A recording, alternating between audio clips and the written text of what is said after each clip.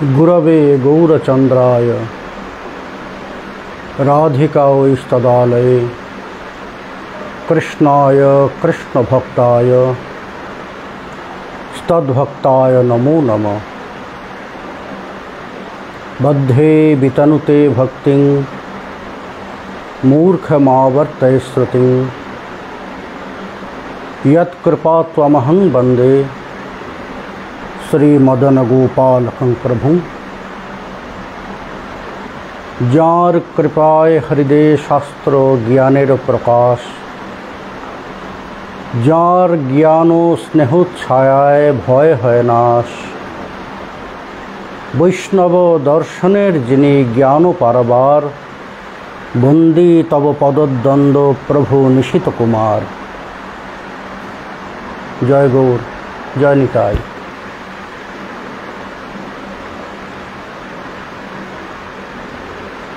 सकलेई आमरा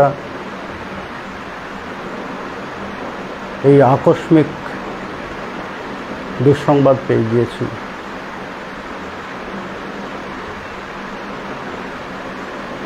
গতদিন আমার আচার্যদেব গৌড়ীয় বৈষ্ণব সমাজের প্রাণ পুরুষ মা বিষ্ণুপ্রিয়া কুলতিলক धामेश्वर श्रीमन महाप्रभुर अन्यतम सेवक प्रभुपाद श्रील निशित कुमार गोस्वामी तिनि नित्यलीलाय प्रवेश करेছেন। আমার সেই आचार्य देवेर चरणे अनंत कोटि प्रणाम जानाई।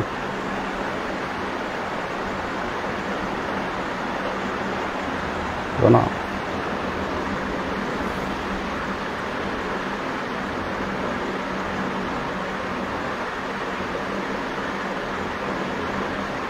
जन्माले मरते हबे, जार जन्म हबे तार मृत्यु निश्चित, एटा तो आमरा जानी।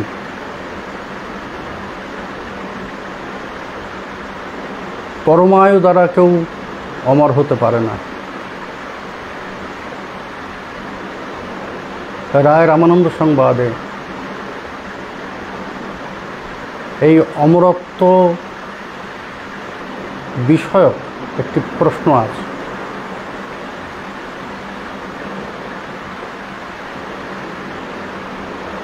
প্রশ্নটি কে করেছিলেন না শ্রী গৌর সুন্দর শ্রীকৃষ্ণ চৈতন্য প্রভু রামানন্দ রায়কে। কীর্তিগণ মধ্যে জীবের কোন বড় কীর্তি? रामानंद राय उत्तर दिएছিলেন कृष्ण प्रेम भक्त बलि जार है ख्याति। श्रीमान महाप्रभुर परोक्ष प्रश्नटी छिलो एमन जे राय परमायु दिए तो केउ अमर होते पारे ना, तबे अमरत्वेर आरेकटी दिक आछे अमरत्व लाभेर, सेटी कि ना कीर्तिर यश सजीवती। कीर्तिमान जन तार कीर्तिर द्वारा अमर हये जान। किन्तु एई जागतिक जे समस्त कीर्ति सेई समस्त कीर्तिओ नश्वर, अर्थात একটা নির্দিষ্ট সময় পরে সেই কীর্তিরও নাশ হয়। এমন কোন জিনিস আছে, এমন কোন কীর্তি আছে যে কীর্তি লাভ করলে জীব শাশ্বত অমরত্ব লাভ করতে পারে? রামানন্দ রায় উত্তর দিয়েছিলেন যে আছে প্রভু। সেই শাশ্বত অমরত্ব লাভের একমাত্র উপায় হচ্ছে যেজন শ্রীকৃষ্ণের রসিক প্রেমিক ভক্ত বলে খ্যাতিমান হয়, তার অমরত্ব শাশ্বত হয়ে যায়। কৃষ্ণ ভক্তির সাথে, কৃষ্ণের সাথে যার নাম জুড়ে যায়, সেজন শাশ্বত অমরত্ব লাভ করে।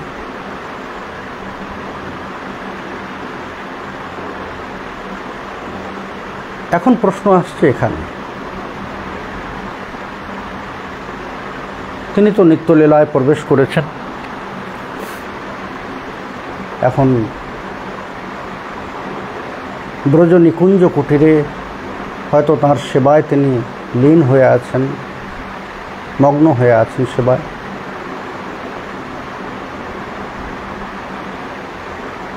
তিনি পরমানন্দে আছেন, তাঁর নিত্যলীলায় প্রবেশ এও আনন্দের বিষয়, কিন্তু প্রকট এবং অপ্রকট বিহার, প্রকট এবং অপ্রকট সান্নিধ্য,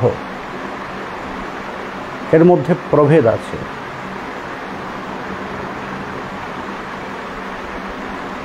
একটা হারানোর বেদনা,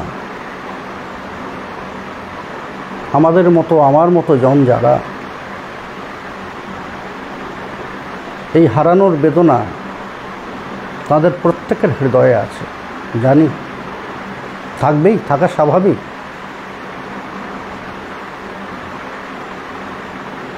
এখন প্রভুপাদ নিশীথ কুমার গোস্বামীকে হারিয়ে আমরা কি হারিয়েছি?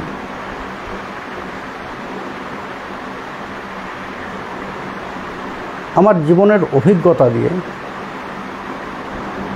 আমি যা অনুভব করেছি, কিছুটা আমি আপনাদের সঙ্গে ভাগ করে নেব। সেই অনুভব, অনুভূতি, অনেকগুলি দিক তার জীবনের।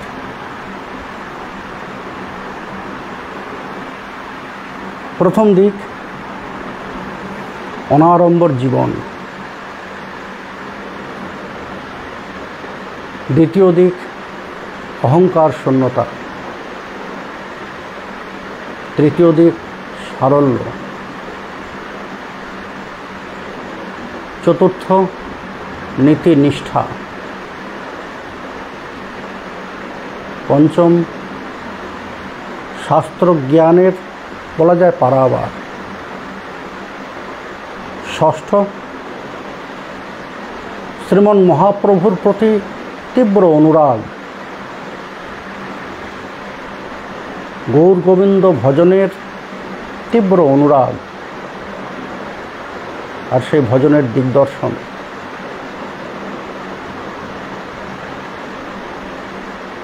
আপোষহীনতা, এই সমস্ত দিকগুলো আমরা যারা তার কাছে শিক্ষা লাভ করেছি, তারা সকলেই এই বিশেষ দিকগুলো আমরা দেখেছি।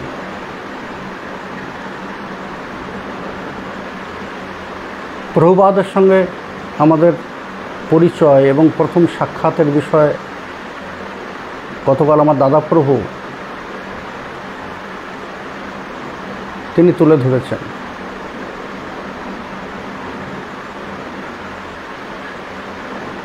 কেমনভাবে তার সাথে আমরা যুক্ত হলাম,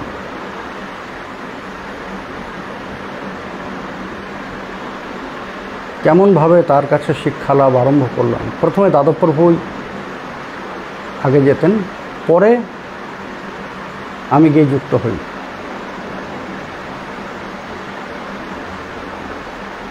পিতাপ্রভু তার হাতে আমাদের তুলে দিয়েছিলেন। আমার পিতাপ্রভু পাঠক সম্রাট প্রভুপাদ মদন গোপাল গোস্বামী মহোদয়, এবং আমার পিতাপ্রভুর হৃদয়েও দেখেছি তার বিষয়ে অপার শ্রদ্ধা। কতটা শ্রদ্ধা করতেন, গতদিন দাদাপ্রভু একটি বিষয়ের উল্লেখ করেছিলেন। আমরা সত্যি বড় চঞ্চল স্বভাব ছিলাম তখন,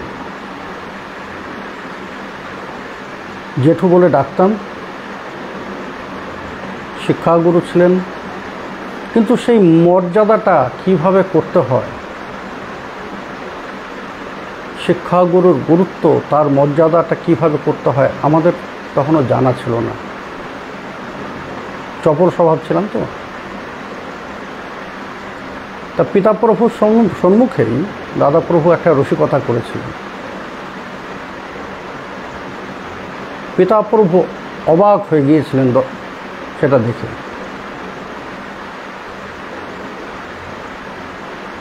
জেঠু চলে যাওয়ার পরে পিতাপ্রভু দাদাপ্রভুকে বলেছিলেন, তোরা এইভাবে রসিকতা করিস, তোদের ধারণা আছে উনি কি?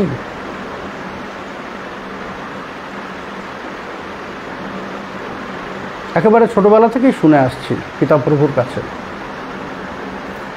বৈষ্ণব দর্শন যদি অধ্যয়ন করতে হয় তোমরা নিষিদ্ধার কাছে করবে।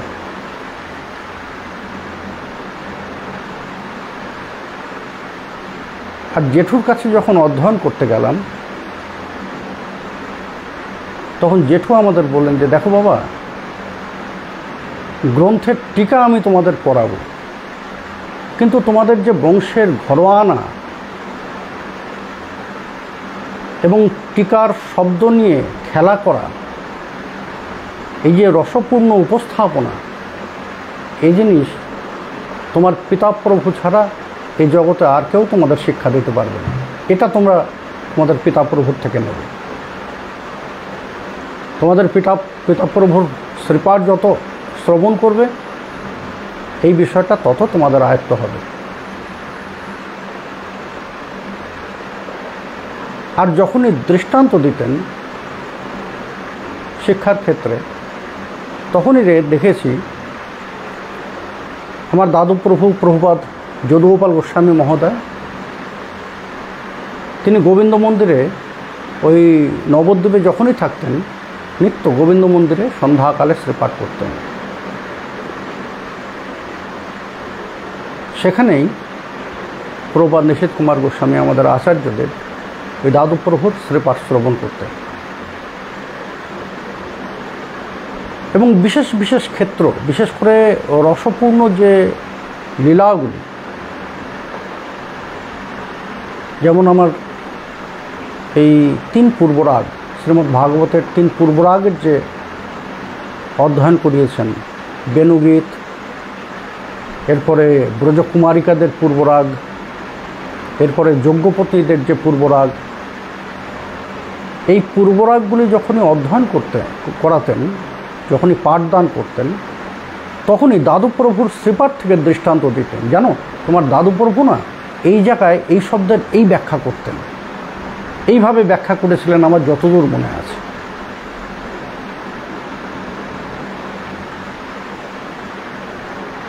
এখন যে দিকগুলির কথা বললাম, তাঁর মহাপ্রয়াণে, তাঁর নিত্যলীলা প্রবেশে আমরা কি হারিয়েছি? অনাড়ম্বর জীবন। আমাদের সম্মুখে একটি আদর্শকে তুলে ধরেছিলেন তার জীবনের মাধ্যমে। সারল্য, এমন সারল্য কখনো আমি দেখিনি। এই সারল্য সম্ভবত তার পিতাপ্রভুর থেকেই এসেছিলেন, তার মুখেই শুনেছি এবং আরও অনেকের মুখে শুনেছি। তার যিনি পিতাপ্রভু ছিলেন তিনি শ্রীপাঠ করে এই গোবিন্দ মন্দিরেই শ্রীপাঠ করতেন।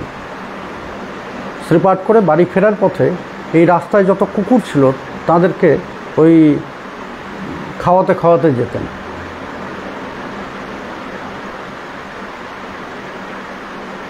তিনি অপূর্ব সরলের প্রতিমূর্তি ছিলেন। সেই সারল্যই সম্ভবত আমাদের আচার্যদের পেয়েছিলেন। কখনো ক্রোধ আমাদের প্রতি করতে দেখিনি। সব কথায় তিনি হাসতেন। আমরা কত রসিকতা করেছি, কত কিছু করেছি। প্রাচুর্য, তাঁর যে পাণ্ডিত্য ছিল, সেই প্রাচুর্য, সেই পাণ্ডিত্য দিয়ে অর্জন করতেই পারতেন, কিন্তু নির্লোভ, প্রচার বিমুখতা, যখন আমরা তার কাছে যাই তখনও তিনি ওই বলতে গেলে নিজের কোনো প্রচার কখনো করেননি।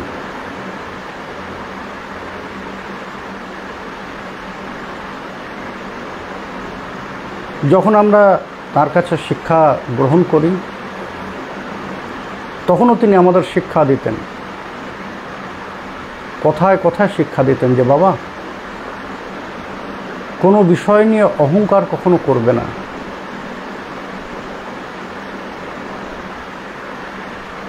কারণ সবসময় মনে রাখবে তোমার থেকেও শ্রেষ্ঠ কেউ আছেন।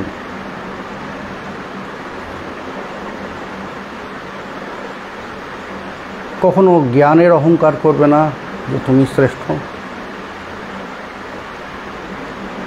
কখনো ঐশ্বর্যের অহংকার করবে না, কখনো প্রতিপত্তির অহংকার করবে না। যত নিজেকে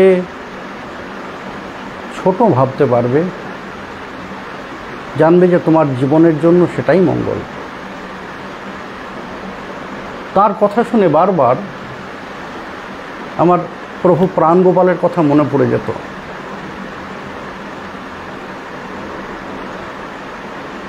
তিনি তার ভক্তদের এমন শিক্ষা দিতেন, ভজন করতে চাও, কৃষ্ণ ভজন করতে চাও,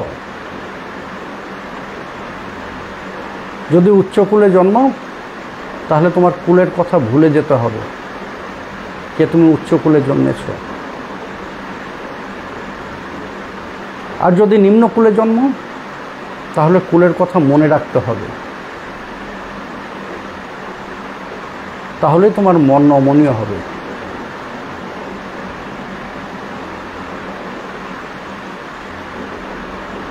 আমাদের আচার্যদেব আমাদের প্রত্যেককে সেই শিক্ষা দিতেন। মন সরল রাখবে, নিরহংকার রাখবে।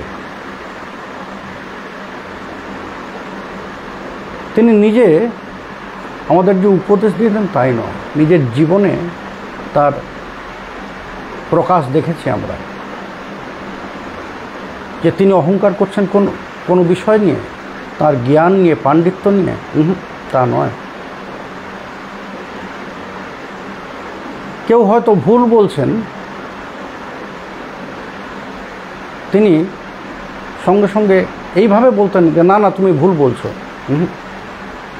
বলতেন যে বাবা তুমি বললে তো, এটা বোধহয় এইভাবে হবে। দৃষ্টান্ত দিতেন। এই যে গতদিন আমার দাদা প্রভু একটি শব্দের প্রকাশ করেছেন, চলমান এনসাইক্লোপিডিয়া। কথাটা ধ্রুব সত্য। তিনি যে গ্রন্থ অধ্যয়ন করেছেন তার পেজ নাম্বার পর্যন্ত তার সম্পূর্ণ এই মস্তিষ্কের মধ্যে ছিল। মস্তিষ্কে নয়, হৃদয়ের মধ্যে রেখেছিলেন সব। বহুদিন এমন হয়েছে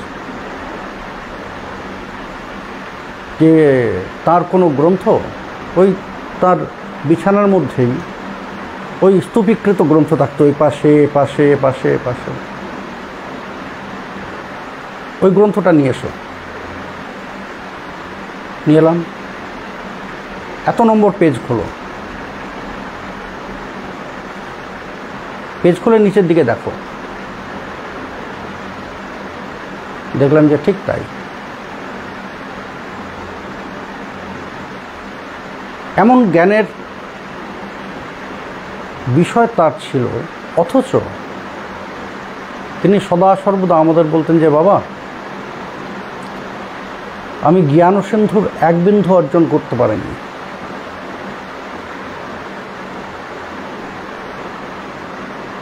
জ্ঞানসিন্ধুর এক বিন্দু অর্জন করতে পারিনি, এতটাই নিরহংকারী তিনি ছিলেন। জীবন দিয়ে আদর্শ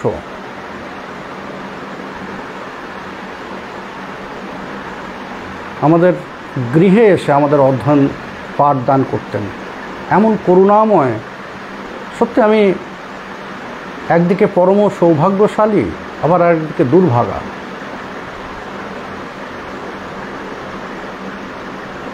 এই যে গুরু বন্দনায় যে আছে,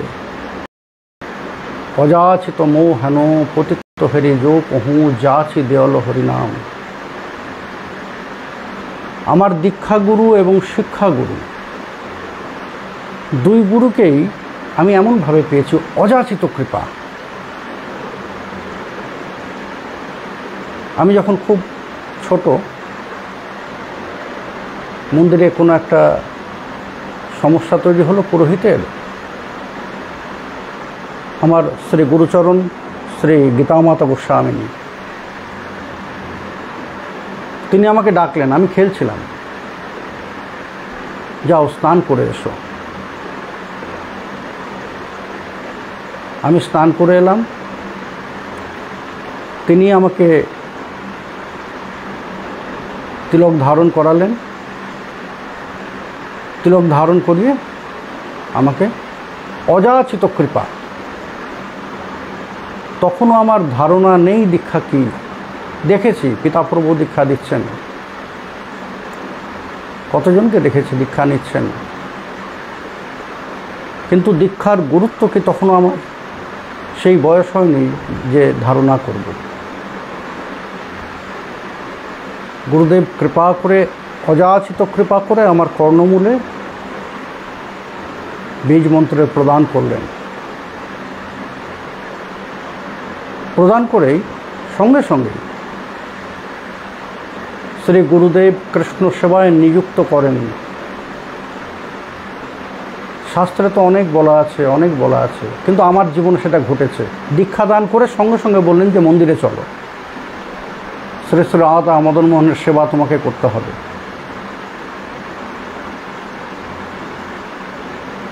মন্দিরে গেলাম,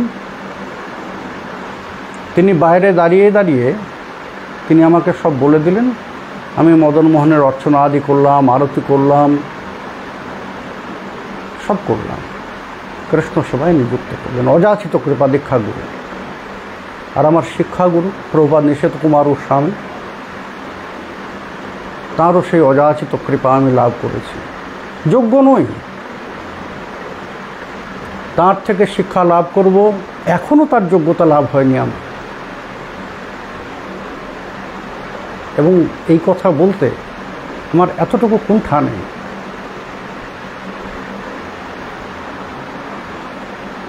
সেই সিন্ধুর থেকে এক বিন্দু শাস্ত্র জ্ঞান অর্জন করব না, যোগ্যতা নেই, পারিও নেই। তিনি অযাচিত কৃপায় যা দান করেছেন,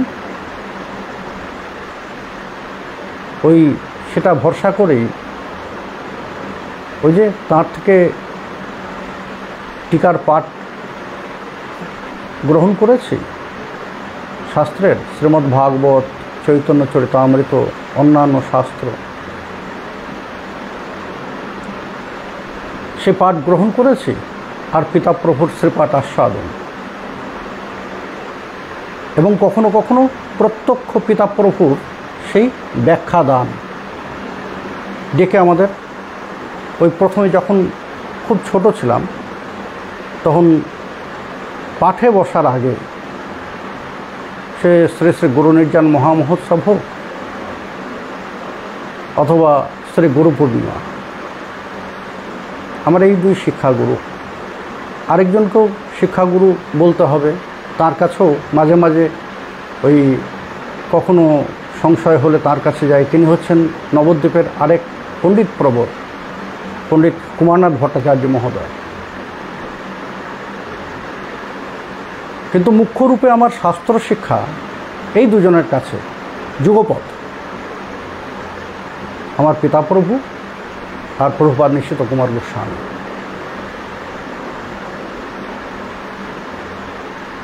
পিতাপ্রভু প্রত্যক্ষ কখনো পাঠদান করতেন, ব্যাখ্যা আমাদের বুঝিয়ে দিতেন, তবে বেশিরভাগটাই তার শ্রীপাঠ আস্বাদন করে আমরা আমাদের জ্ঞানকে সমৃদ্ধ করেছি। আমাদের ভাগবতীয় জ্ঞান, চৈতন্য চরিতামৃত, এবং সেই কৃপাটা, প্রভুর শ্রীপাঠ আস্বাদনের কৃপাটা কারণ কৃপা ছাড়া শ্রীপাঠ আস্বাদনও হয় না। আমার প্রচুর হয়েছে।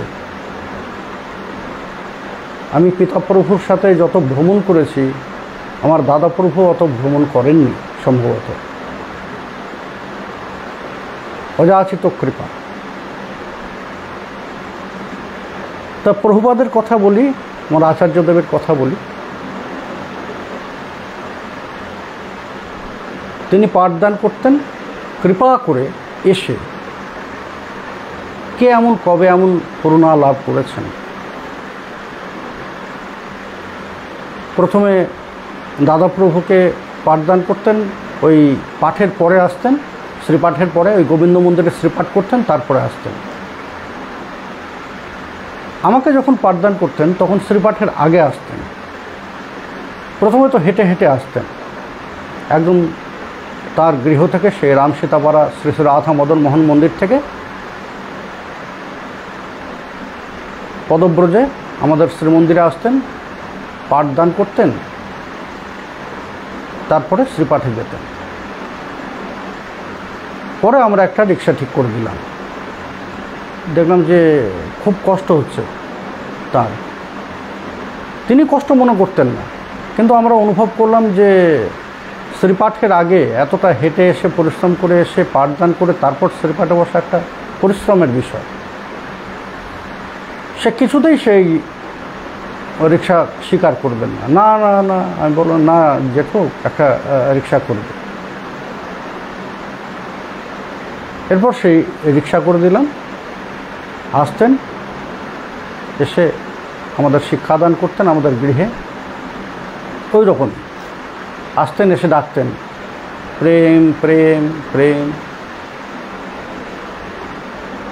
তারপর আমরা ওই শিক্ষা লাভ করতাম। এরপর জেঠুর সাথে সাথে তার শ্রীপাঠে যেতাম। শ্রী গোবিন্দ মন্দির আমাদের মন্দির থেকে 2-3 মিনিট লাগে পায়ে হেঁটে। ওই পিছনে বসতাম, একটা ছোট্ট ডায়েরি থাকতো, পিছনে বসতাম, বিশেষ বিশেষ বিষয়গুলো পয়েন্ট করতাম, জিজ্ঞাসা যেগুলো থাকার সেগুলো পয়েন্ট করতাম। পরে জেঠু শিক্ষাদান করতে আসতেন যখন, বা আমরা যখন যেতাম, আমি সাধারণত ওই সকালের দিকে যেতাম, রাতেও যেতাম। নির্দিষ্ট কোনো সময় ছিল না, কারণ তিনি তো প্রথাগত ওই যে শিক্ষক যে তোমার ব্যাচ এইটা, এই সময় থেকে এই সময়, ওই সময় থেকে ওই সময় না। আমার এবং দাদাপ্রভু কয়েকজনের জন্য, আমাদের কয়েকজনের জন্য নির্দিষ্ট কোনো সময় ছিল না। যখন খুশি এসো, জেঠু তখনই শিক্ষাদানের জন্য প্রস্তুত। বসো বাবা, হয়তো আহ্নিক করছেন, বসো বাবা, হয়তো মদনমোহনের অর্চন করছেন, বসো বাবা। আমরা উপস্থিত হতাম। সে সময়ের কোনো সীমা ছিল না। 12টা, 12:30, 1টাও হয়েছে।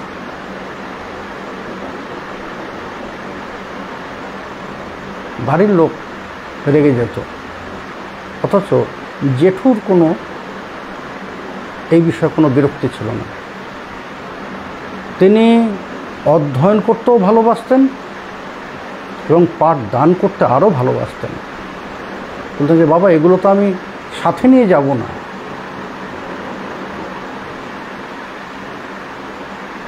বিদ্যার অহংকার থাকলে এই জিনিস হয় না। সকলের নিজের যে বিষয়, নিজের জ্ঞানের যে শ্রেষ্ঠত্ব, সেটা কখনো অন্যের হাতে তুলে দিতে চায় না। কিন্তু জেঠুকে দেখেছি একটা বিষয়কে আরও ভালোভাবে কিভাবে করা যায় শ্রেষ্ঠভাবে তিনি আমাদের কাছে তুলে ধরতেন। এবং তার পাঠদানের একটা বিশেষ বৈশিষ্ট্য ছিল। কেমন না, কালকে লিখে নিয়ে আসবে। কালকে লিখে নিয়ে আসবে। এই ভক্তি বিষয়ে পূর্বরাগের কথা যখন পড়াচ্ছেন তখন এর ভূমিকার যে একটা নোট লিখালেন, প্রথম একটা গতি তৈরি করলেন। গতি তৈরি করে এবার আমাকে বললেন যে এবার তুমি লেখো তো। দুটো গ্রন্থকে আশ্রয় করে তুমি লেখো, এক হচ্ছে ভক্তি রসামৃত সিন্ধু, আর হচ্ছে উজ্জ্বল নীলমণি। তা আমি রোজ লিখতাম, উনি আসতেন, এসে আগে ওটা দেখতেন, ঠিক আছে এগিয়ে যাও, এগিয়ে যাও, এগিয়ে যাও। শুধু ভূমিকাতেই সেই নোটের একটা এরকম বড় খাতা শেষ হয়েছিল।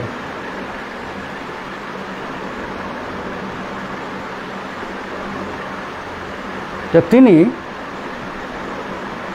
আমাদের শুধু যে শিক্ষাদান করতেন, পাঠদান করতেন, শাস্ত্রের পাঠদান করতেন তাও না, আচরণের শিক্ষাদান করতেন তার আচরণের মাধ্যমে। এটা পিতা প্রভুকেও দেখেছি জিনিসটা। জেঠু আমাদের কোনো বিষয়ে শিক্ষা দিচ্ছেন, কোনো টিকা পড়াচ্ছেন, এখন টিকার ব্যাখ্যার ওই মুখে মুখে হয়তো কোনো একটা বিষয় এসেছে যেটা হয়তো আমি জানি। এখন জেঠুর সাথে সাথে বলতে আরম্ভ করলাম, যেই বলতে আরম্ভ করলাম জেঠু তিনি চুপ হয়ে গেলেন, বুঝেনি প্রথমে। এই বিষয়টা আমার পিতাপ্রভুরও ছিল। পিতাপ্রভু যখন কোনো বিষয় নিয়ে ওই মাঝে মাঝে ওই যখন নবদ্বীপের শ্রী মন্দিরে থাকতেন তখন পিতাপ্রভু মাঝে মাঝে হঠাৎ করে, আমরা বসে আছি হয়তো, হঠাৎ করে কিছু বলতে আরম্ভ করলেন। তার মনে হয়েছে বিশেষ গুরুত্বপূর্ণ কিছু বলতে আরম্ভ করলেন। ওই ব্যাখ্যার মুখে হয়তো আমি বলতে আরম্ভ করেছি বা আমরা বলতে আরম্ভ করেছি, সঙ্গে সঙ্গে তিনি চুপ হয়ে যেতেন। পরে পিতাপ্রভু এবং জেঠুপ্রভু আমাদের আচার্যদেব তিনিও বলেছেন যে বাবা,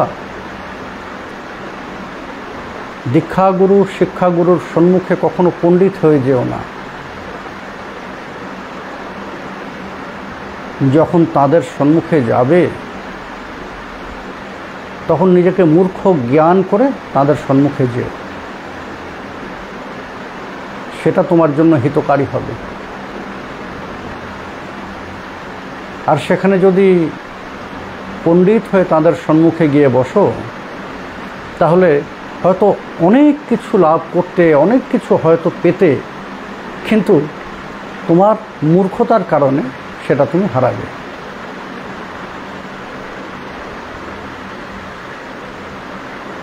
এই যে শ্রবণ করলাম তখন বুঝলাম যে গুরুর সম্মুখে কি আচরণ করতে হয়,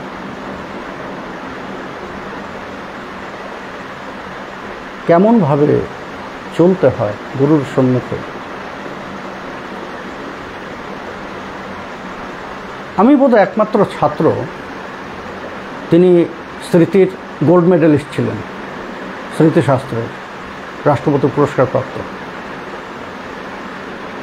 আমি বোধহয় একমাত্র ছাত্র প্রভুপাদ নিষেধ কুমার গোস্বামীর, যাকে তিনি হাতে ধরে স্মৃতির শিক্ষা দিয়েছেন। কি হলো একদিন ঘটনা, একদিন তার শ্রীমন্দিরে ওই তারই বাড়ির কাছাকাছি একজন পুরোহিত থাকেন, আমি নাম উল্লেখ করছি না। তিনি এসে, যিনি সিদ্ধান্তের প্রতিমূর্তি, সেই প্রভুপাদ নিষেধ কুমার গোস্বামীর সম্মুখে সিদ্ধান্ত নিয়ে বলতে আরম্ভ করলেন। এখন যার জ্ঞানের পরিপক্কতা নেই, যিনি মন্ত্র ভালো করে উচ্চারণ করতে পারেন না, তিনি সিদ্ধান্তের কথা বলছেন। ওই যে নিরহংকারী, তিনি ওই মৃদু হেসে সব শুনছেন। আচ্ছা আচ্ছা আচ্ছা। তিনি চলে যাওয়ার পরে আমাকে বললেন যে প্রেম, তোমাকে সব এই স্মৃতির বিষয়গুলো শিখতে হবে। যেহেতু এগুলো শিখে আমি কি করব? দুর্গা পুজো, কালী পুজো, লক্ষ্মী পুজো, সরস্বতী পুজো, এগুলো শিখে আমি কি করব? আমি তো এগুলো করব না। যেটা বললেন যে করবে না, আমিও জানি, কিন্তু শিক্ষার স্থানটা তোমাকে প্রস্তুত রাখতে হবে।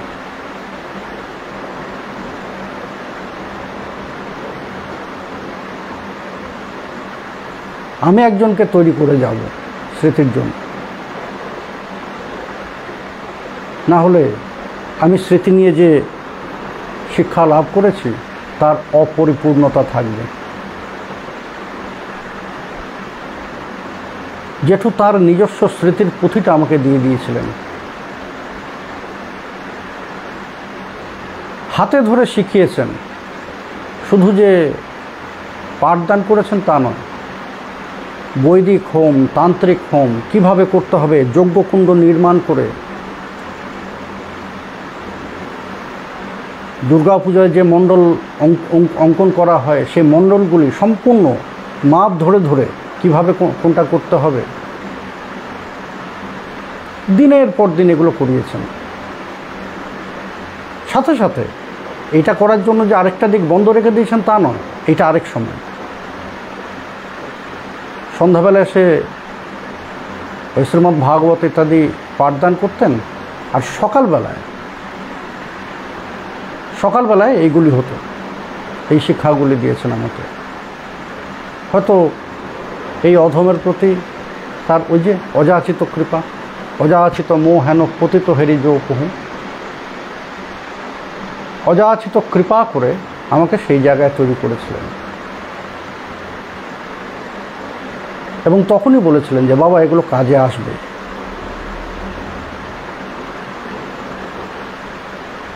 আমি বললাম যে কাজে আসবে কী জন্য? না, সম্প্রদায়ের নেতৃত্ব দিতে এই জ্ঞানের জায়গাটা তৈরি করতে হবে।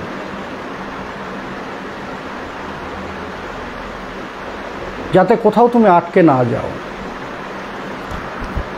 সে তুমি ভক্তি মার্গের বিষয় বলো আর স্মৃতির বিধানই বলো।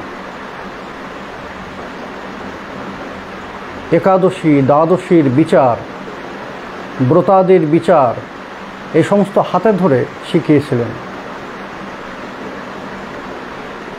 এই অযাচিত কৃপাটা কখনো ভুলতে পারব না। এমন পাণ্ডিত্যের গভীরতা তার ছিল, সেই বিষয়গুলো কখনো ভোলার নয়। শুধু যে সংস্কৃত শাস্ত্র তা নয়, পদাবলী সাহিত্যকে আমি ভালোবেসেছি আমার আচার্যদেবকে দেখে।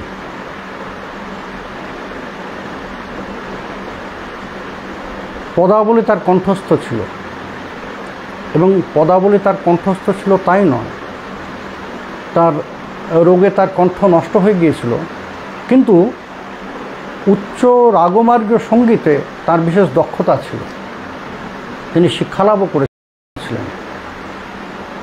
কিন্তু রোগের কারণে তার কণ্ঠ নষ্ট হয়ে যাওয়াতে সেই সঙ্গীত পরিবেশনে তার সেই পারিপাট্য ছিল না, সেই দক্ষতা ছিল না, কিন্তু রাগরূপকে তিনি জানতেন,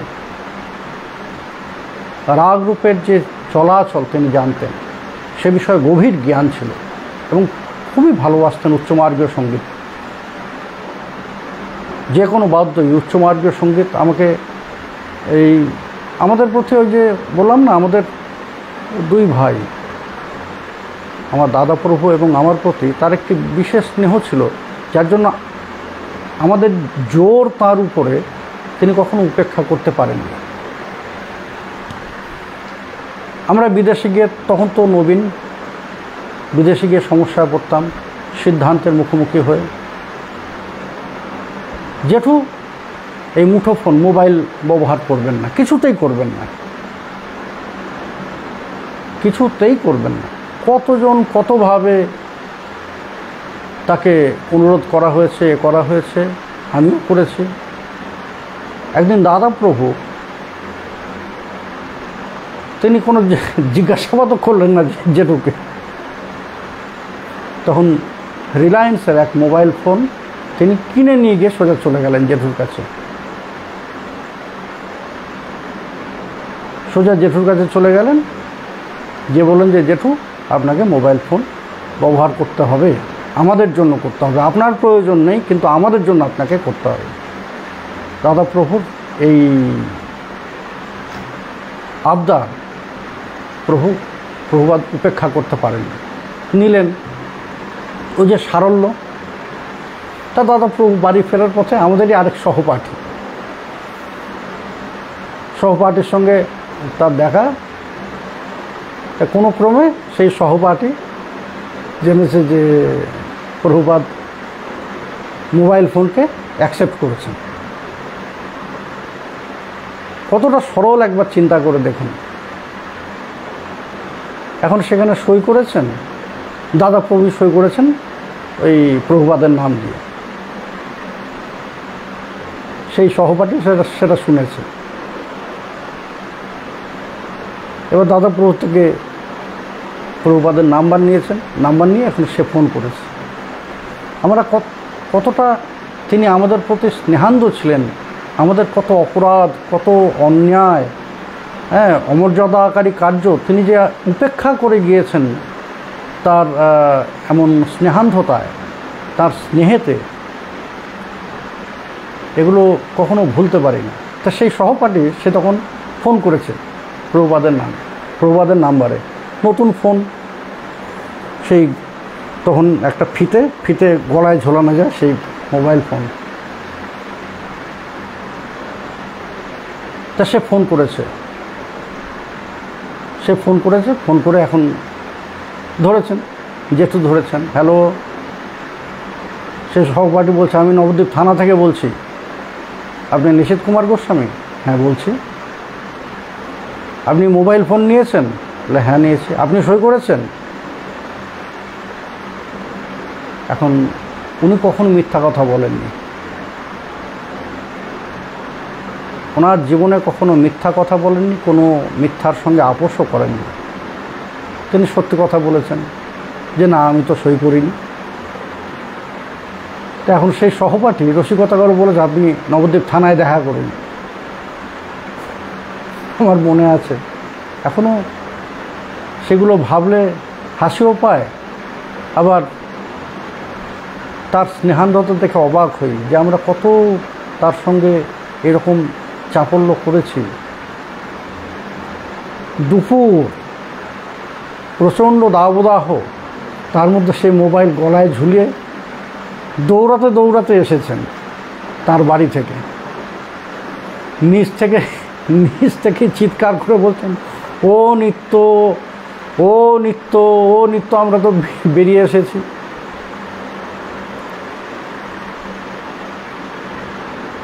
জেঠু ছুটতে উপরে এসেছেন, ও নিত্য, এ বাবা তুমি আমাকে কি দিলে। এখন ওই সহপাঠীর সঙ্গে দাদার আগেই কথা হয়েছে। তা দাদা প্রভু বলছেন যে থানা থেকে ফোন করেছে? হ্যাঁ থানা থেকে ফোন করেছে, আমাকে দেখা করতে বলেছে। দাদা প্রভু জেঠু চিন্তা করবেন না, ওটা ও আপনার সঙ্গে রসিকতা করেছে। এই তখন জেঠু দেখেছো আমাকে জেঠু বলে, আর দাদুর মতো আচরণ। স্নেহান্ধতা ভুলে গেলেন, কিন্তু তার জন্য যে তার প্রতি ক্রুদ্ধ হয়ে গেলেন বা কিছু হলো তা নয়। আমার অপরাধের কথা বলি, তখন জিনিসটা রসিকতার মতোই হয়েছে। মনে আছে তখন মন্দির সেই আগের, এখন তো মন্দির দোতলা হয়েছে, তা তখন মন্দির একতলা ছিল, বন্যা হলেই জল ঢুকে যেত শ্রীমন্দিরে। একবার বন্যায় জল ঢুকে গিয়েছে, তখন মন্দিরে, এখন তো প্রভুপাদের অনেক শিষ্যরা আছেন, তখন এত শিষ্য ছিল না। তা তখন কি হবে, একদম মদনমোহন সহ মন্দিরের ঠাকুমাকে এবং আচার্যদেবকে আমাদের গৃহে নিয়ে এসেছে মদনমোহন মন্দিরে, মন্দিরের বিগ্রহ আদি তো সমস্ত। তা তখন সে বছর 1 মাসের উপর জল ছিল। সে মন্দিরে জল ঢুকতে ঢুকতেই আমরা তাদের সবাইকে নিয়ে চলে এসেছি। তা আমাদের তো আনন্দ, গৃহে আমাদের আচার্যদেব আছেন, খুব সকালে সন্ধ্যায় পাঠদান, বড় আনন্দে। তো এই বন্যা শেষ হবে তখন আমাদের মন্দিরের পুরোহিতের দেশে যেতে হবে। তখন সে বলল যে প্রভু, আমি আর কাজ করব না, একটা পুরোহিত দেখুন, আমি দেশে চলে যাব, এখানে আর থাকবো না।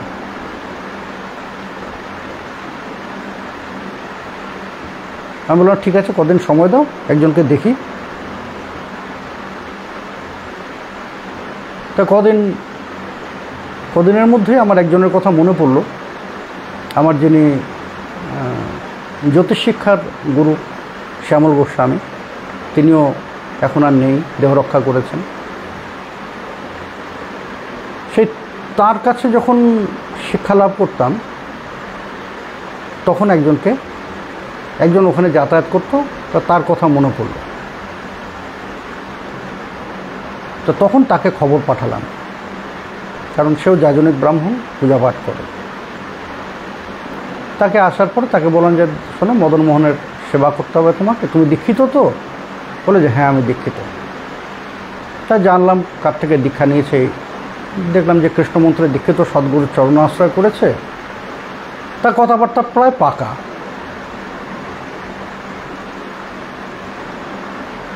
আচার্যদেব তার সামনেই কথা হচ্ছে, তিনি কোনো কথা বলছেন না, আমি তার সঙ্গে সব কথা বলছি, কি কি সেবা করতে হবে, মদনমোহনের সেবার কী কী সব শুনে সে বলে যে ঠিক আছে। আমি বললাম যে তুমি তাহলে এই দিন থেকে কাজে লাগবে। বলে যে 1 সপ্তাহ পর থেকে লাগবে। মানে ঠিক আছে। বলে যে এক জায়গায় কাজ করছে তো, ওখানে আরেকটা লোককে ঢুকিয়ে দেই, তারপর আমি এখানে মদনমোহনে লাগবো। তাহলে ঠিক আছে, তাই হবে। এবার সে বেরিয়েছে, আর আচার্যদেব আমাকে বললেন যে প্রেম, একে ঠিক করছো, এর বিষয়ে জানো তুমি?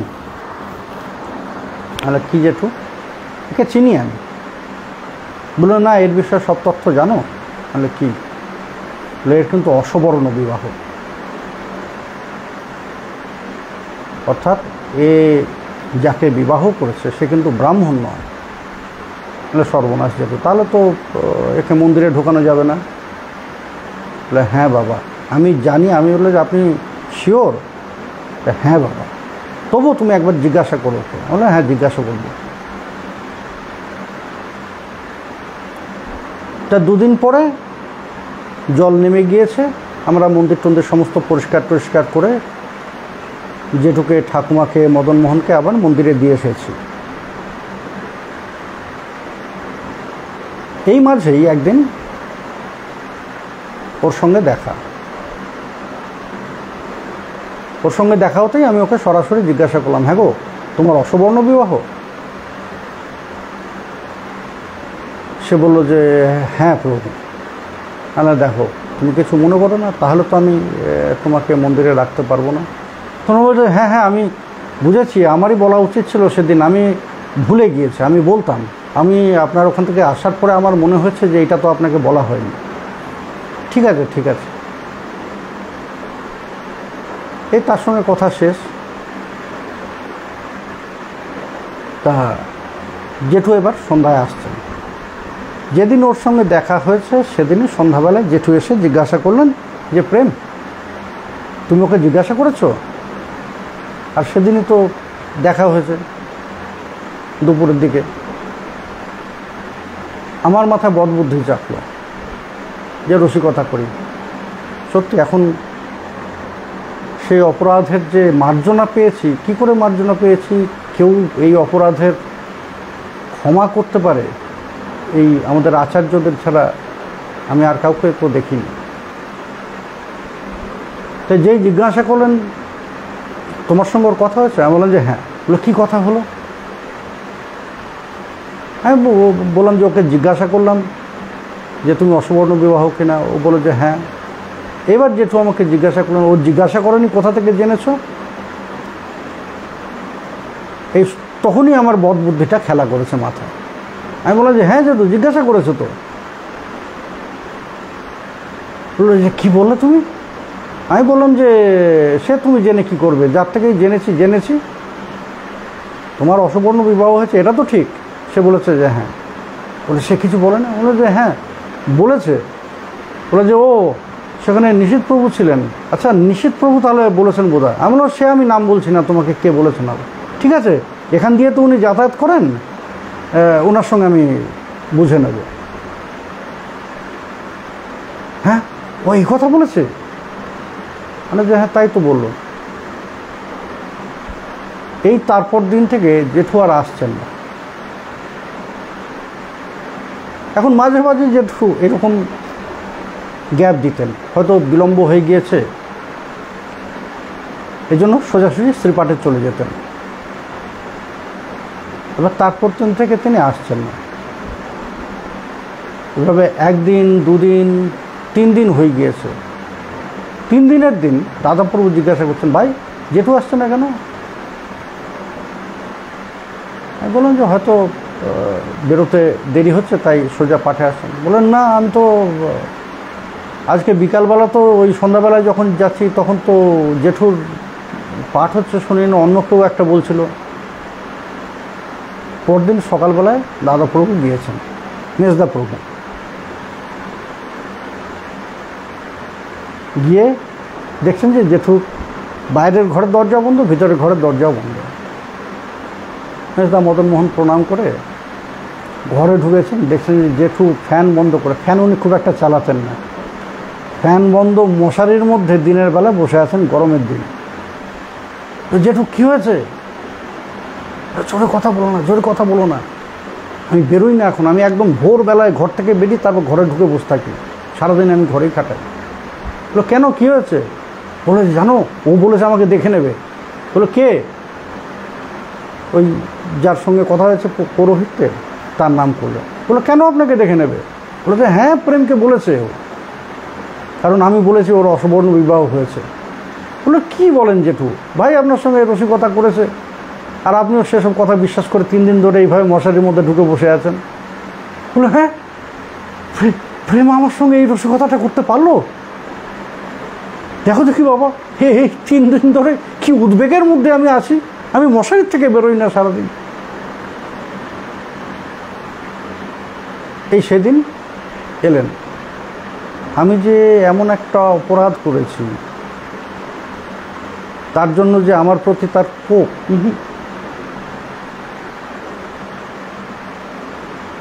ওই যে ছোট্ট, একদম ছোট্ট শিশু পুত্রের প্রতি, শিশু সন্তানের প্রতি পিতার যেমন ওই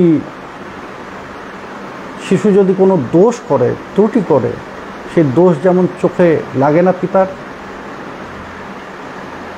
ঠিক তেমনভাবেই জেঠু বলেন যে বাবা এইরকম রসিকতা করে, আমাকে তো জেঠু বলো তোমরা, আমি তো দাদু নয় তোমাদের। এই আবার পাঠদান আরম্ভ হলো। এমন অনেক ঘটনা জেঠু প্রভুর সাথে আছে। শিক্ষাদানে কখনো ত্রুটি করেননি, শাস্ত্র শিক্ষাদান, স্মৃতির শিক্ষাদান, এরপর নীতিনিষ্ঠতা, নীতির সঙ্গে অনৈতিক বিষয়ের সঙ্গে কখনো কোনো দিন আপোষ করেননি,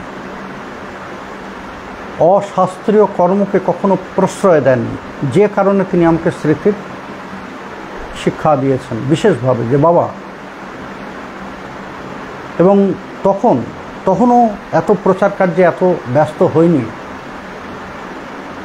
আমাদের শ্রীমন্দিরে লক্ষ্মী পুজো হয়, সরস্বতী পুজো হয়, পঞ্চম দোলকৃত্য হয়, তারপরে দীপান্বিতা কৃত্য হয়। ওই শিক্ষাদান করে জেঠু আমাকে আদেশ করেছিলেন যে এই পুজোগুলো তুমি নিজে হাতে করবে। করতামও তখন করতামও। সেই জন্মাষ্টমী কৃত্যের অভিষেক ইত্যাদি সমস্ত কিছু, গৃহের যত সেবা পূজার কাজ নিজে হাতে করতাম। এখন প্রচারের জন্য হয়ে ওঠে না। যেটু বলতেন যে বাবা, অনৈতিক বিষয়ের সঙ্গে কখনো আপোষ করবে না, অপসিদ্ধান্তের সঙ্গে কখনো আপোষ করবে না। আমি আমার আচার্যদেবের মহাপ্রয়াণে দ্বিতীয়বার যে পিতৃহারার ব্যথাকে অনুভব করেছি এই কারণ এই শিক্ষা আমাদের পিতা প্রভুও দিয়েছেন। এই একই শিক্ষা পিতা প্রভু দিয়েছেন। অপসিদ্ধান্ত, অপসম্প্রদায়ের সাথে কখনো আপোষ করবে না, অশাস্ত্রীয় কোনো কিছুকে কখনো মেনে নেবে না, অশাস্ত্রীয় কোনো উপদেশ করবে না। এমন কোনো শ্রীপাঠে তোমার ব্যাখ্যা না হয় যে ব্যাখ্যাতে মানুষ দিগ্ভ্রান্ত হয়। পিতা প্রভু এই শিক্ষা দিয়েছেন। আমাদের আচার্যদেব প্রভুপাদ নিষেধ কুমার গোস্বামী, তিনিও আমাদের এই শিক্ষা দিয়েছেন কঠোরভাবে। অশাস্ত্রীয় কিছুকে কখনো তিনি মেনে নেননি। শাস্ত্রের মর্যাদাকে তিনি সদা সর্বদা রক্ষা করে গিয়েছেন। আমার মনে আছে একবার, এবং শাস্ত্রের মর্যাদা রক্ষাতে শুধু এই যে আমাদের ভক্তিপথের শাস্ত্র মর্যাদা তা নয়, স্মৃতির, ব্রাহ্মণ্য ধর্মের শিক্ষা। বিশেষ ভাগ্যশালী আমরা, তার মতো শিক্ষা গুরুকে পেয়েছি। কেন ভাগ্যশালী? না, ভজন পথের কুসংস্কার আমাদের মস্তিষ্ক, আমাদের হৃদয়কে কখনো ঢাকতে পারেনি। তিনি নিত্য শিব পূজা করতেন, পার্থিব শিব পূজা প্রত্যহ গঙ্গা মৃত্তিকা দিয়ে। সে যেখানেই যান না কেন সঙ্গে মাটি নিয়ে যেতেন। জীবনের শেষ কয়েক বছর তো ধাম ত্যাগ করেননি। কেননা তার এই ভয় ছিল, গৌর ছেড়ে আমি অন্য কোথাও প্রাণ দিতে চাই না, গৌরের চরণেই দেব প্রাণ।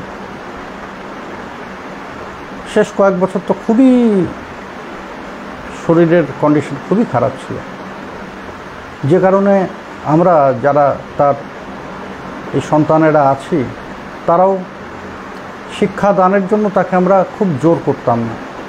হয়তো ছোটোখাটো কোনো বিষয়ের সিদ্ধান্তের জন্য আমরা তার কাছে যেতাম।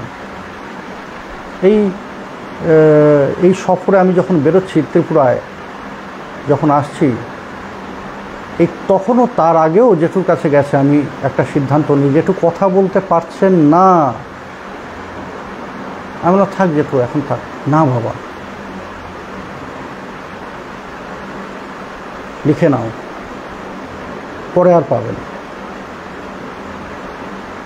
তিনি নিজেই ঘর থেকে কাগজ দিলেন, বললেন একজনকে কাগজ পেন নিয়ে লিখে নিলেন।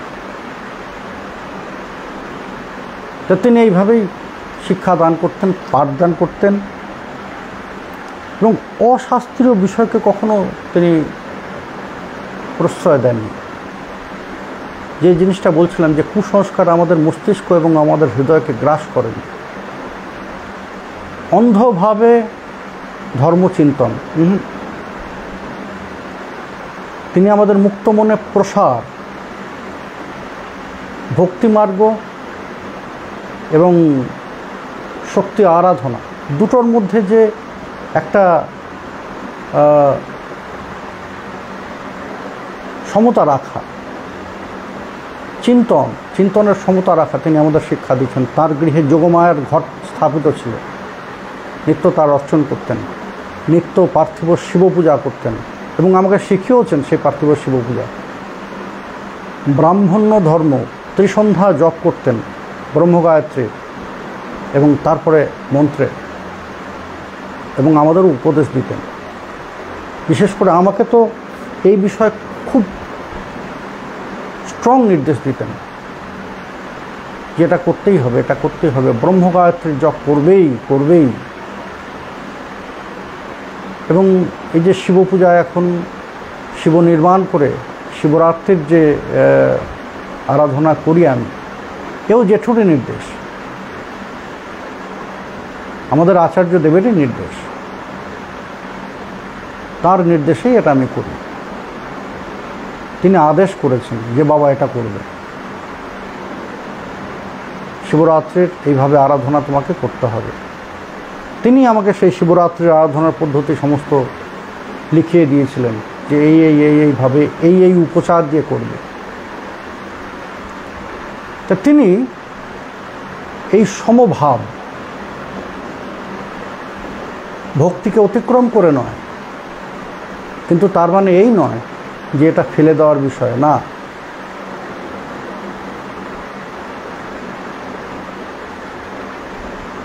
পরম বৈষ্ণব এবং পরমা বৈষ্ণবীর কৃপাও যে আমাদের প্রয়োজন, বিশেষভাবে প্রয়োজন, এটা তিনি আমাকে শিক্ষা দিয়েছিলেন। তিনি আমাকে দেখিয়ে দিয়েছিলেন যে দেখো, এই কৃপাগুলোরও প্রয়োজন আছে। তুমি যে মন্ত্রের আরাধনা করছো, যে মন্ত্রের জপ করছো, তার অধিষ্ঠাত্রী দেবী হচ্ছেন ইনি। অর্থাৎ কুসংস্কার মুক্ত তার মন ছিল, কিন্তু শাস্ত্রের নির্দিষ্ট নির্দেশের প্রতিপালনে তিনি দৃঢ় ছিলেন। আমাদেরও অশাস্ত্রীয় কোনো আচরণকে কখনো তিনি প্রশ্রয় দেননি, অশাস্ত্রীয় কোনো উপদেশকেও তিনি প্রশ্রয় দেননি। এই জন্য আমরা যখনই যেখানে পৃথিবীর যেখানে থাকি না কেন, কোনো বিষয়ে সংশয় উৎপন্ন হলে আমরা সঙ্গে সঙ্গে সিদ্ধান্তের জন্য তার কাছে ফোন করেছি। এই দিকটা আমরা হারিয়ে ফেলেছি। আজ সিদ্ধান্তের, সেই দৃঢ় সিদ্ধান্তের স্থানটা আমরা হারিয়ে ফেলেছি। আমার মতো যারা জন, তারা সত্যিই আজ অভিভাবক শূন্য, অসহায়।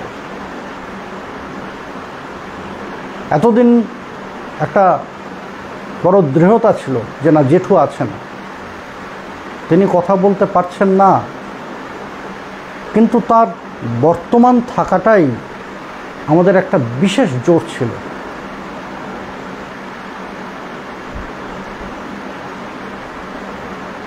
সত্যি কথা, শ্রীপাঠ আরম্ভের পূর্বে পিতাপ্রভু আমাকে শিক্ষা দিয়েছিলেন এই মন্ত্র স্মরণের সময় গুরু পরম্পরার চিন্তন। পিতাপ্রভু বলতেন যে যতক্ষণ পর্যন্ত না এই গুরু পরম্পরার সকলের মৃদুহসিত বয়ান, হাসি মুখ না দেখছি, ততক্ষণ আমি চোখ খুলি না।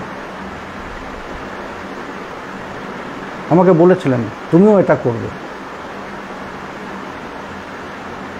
আর বলতেন যে যেদিন কিছুতেই হাসি মাখা মুখটা মনে পড়তো না, মনে আসতো না, চোখের সামনে ভাসতো না, সেদিন আমি ঘন্টার পর ঘন্টা পাঠ করেও নিজের তৃপ্তি পেতাম না।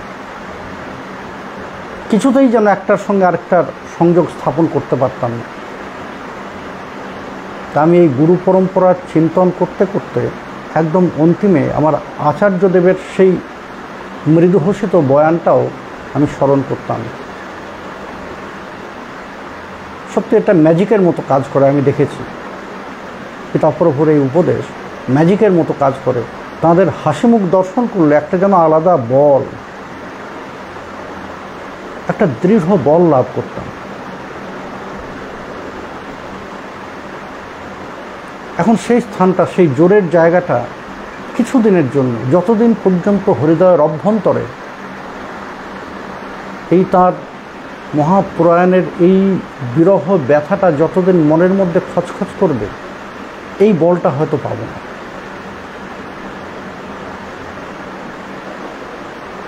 যখন অনুভব করব যে না, তিনি তো মহাপ্রয়াণে যাননি, তিনি তো আমার সাথেই আছেন, এতদিন প্রকট ছিলেন, এখন অপ্রকটে, এতদিন দূরে ছিলেন প্রকটে, এখন অপ্রকটে আমার সব থেকে নিকটে, আমার হৃদয়ের মধ্যে তিনি আছেন, সেই বলটা আবার তেমন দৃঢ় হবে। তো যাই হোক, যে কথা বলছিলাম, নীতি নিষ্ঠতা কখনো অনৈতিক বিষয়কে প্রশ্রয় দেন, সেটা এই জাগতিক হোক অথবা আধ্যাত্মিক হোক। অশাস্ত্রীয় বিষয়ে অপসিদ্ধান্ত, অপসম্প্রদায়ের কোনো সিদ্ধান্ত কখনো তিনি প্রশ্রয় দেননি। তারা এসে বলতো সম্মুখে, তাদের শাস্ত্র যুক্তি দিয়ে বুঝিয়ে দিতেন, কিন্তু সেটাও হাসি মুখে, ক্রুদ্ধ হয়ে না। গৌর গোবিন্দ ভজনের প্রতি দৃঢ় অনুরাগ, মহাপ্রভুর প্রতি প্রীতি তার এত দৃঢ় ছিল, তাকে আমরা বহুবার বলেছি এই ত্রিপুরাতে তাকে আনার জন্য, বহুবার অনুরোধ করেছি। বলতেন যে বাবা, গৌরকে ছেড়ে এত দূরে নিয়ে যাবে? এই কথার পরে আমরা অতিরিক্ত কিছু বলতে পারিনি। কাছাকাছি গেছেন, নবদ্বীপ থেকে কাছাকাছি গেছেন, কিন্তু খুব দূরে কখনো যাননি। বৃন্দাবনে যাওয়ার কথা বলেছি, শ্রীকুণ্ডে যাওয়ার কথা বলেছি, বলেছেন না বাবা, গৌরী আমার শেষ কথা। ব্রজগমনের স্পৃহা আমার মনে জাগেইনি। রাধারানী কৃপা করে যেদিন আমার মনের মধ্যে নিজে উদয় ঘটাবেন, সেদিন না হয় ভাবব, কিন্তু আমার এই জায়গাটা জুড়ে মহাপ্রভু আছেন, তাকে ছেড়ে যে আমি অন্য কোথাও যাওয়ার কথা ভাবতেই পারি না। জানুন, নবদ্বীপ থেকে অনেক দূরের যাত্রা করেননি কখনো। আমরা চেষ্টা করেছি নিয়ে যাওয়ার, যে আমরা কার দ্বারা পরিপুষ্ট, কার জ্ঞানেতে আমরা পরিপুষ্ট, এটা আমরা সকলকে জানাবো, দেখাবো। কিন্তু তিনি বলেছেন যে না বাবা, তোমাদের মধ্যেই আমি আছি।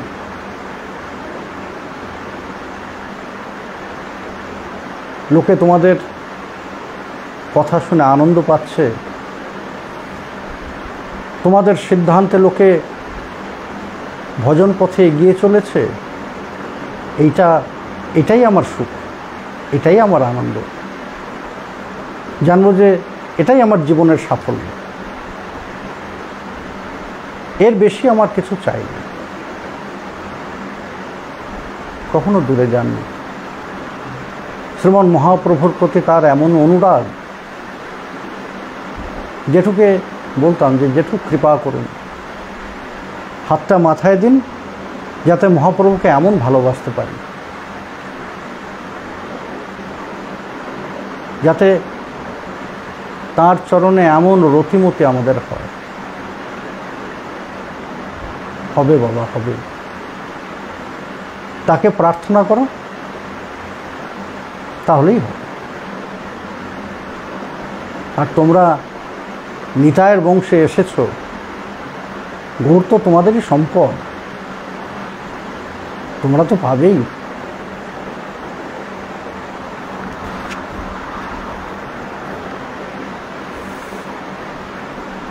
জানি না গৌর কৃপা কতটুকু পেয়েছি না পেয়েছি, কিন্তু তার কৃপা, তার স্নেহ অকুণ্ঠ পেয়েছি।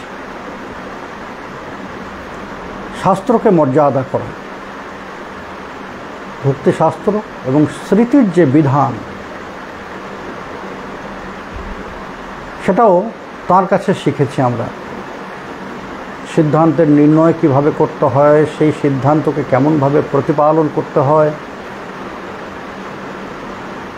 এবং সেখানে তিনি কখনো আপোস করেননি। আমার মনে আছে একবার নবদ্বীপে একজনের একটা ঘটনা হয়েছিল, সেই ঘটনাটা বলছি না বললেই সকলে তাকে চিনবেন, জানবেন, যেটা অশাস্ত্রীয় কাজ হয়ে গিয়েছিল। একজন মারা গিয়েছে, কিন্তু ওই সাধারণ মৃত্যু নয়, তার যে কৃত্য করা উচিত ছিল সেই কৃত্য সেইভাবে হয়নি,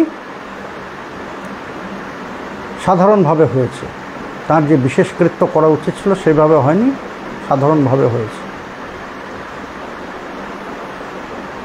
শ্রীমন্দির থেকে, আচার্যদেবের শ্রীমন্দির থেকে খুব বেশি দূরের নয় সেই বাড়ি। জেঠু সব খবর পেয়েছেন। এখন তার উদ্দেশ্যে, তার আত্মার শান্তির জন্য সেই নবদ্বীপের যারা প্রতিষ্ঠিত বিদ্বজ্জন আছেন, প্রত্যেকের কাছে সিধা এরকম বড় পড়াতে করে, তারা প্রচুর অর্থের মালিক, সেই সিধা জেঠুর কাছেও নিয়ে এসেছেন। তা জেঠু ওই সিধাকে প্রথমে স্পর্শ করলেন না, জিজ্ঞাসা করলেন, হ্যাঁ গো এটা কার, কী কারণে সিধা?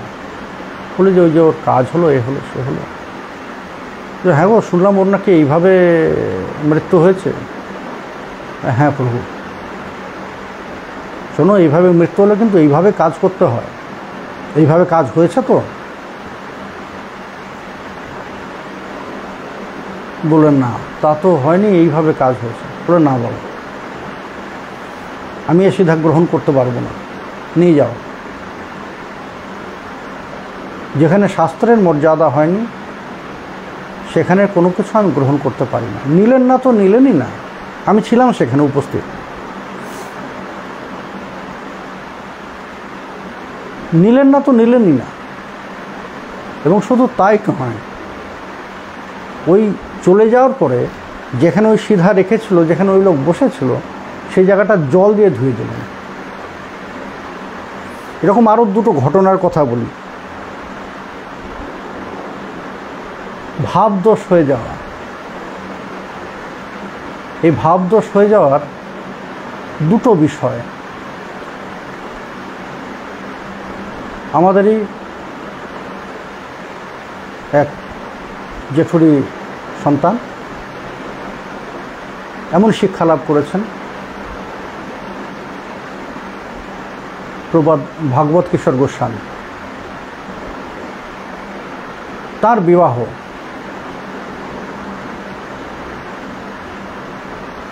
তার বিবাহে জেঠু গিয়েছেন, সেখানে প্রসাদ গ্রহণ করেছেন। তা সেই বিবাহে বিশেষ বিশেষ কিছু আইটেম স্পেশালভাবে করা হয়েছে। ওখান থেকে ফিরছেন রাত তখন 12টায়, শীতকাল বোধহয় তখন ছিল।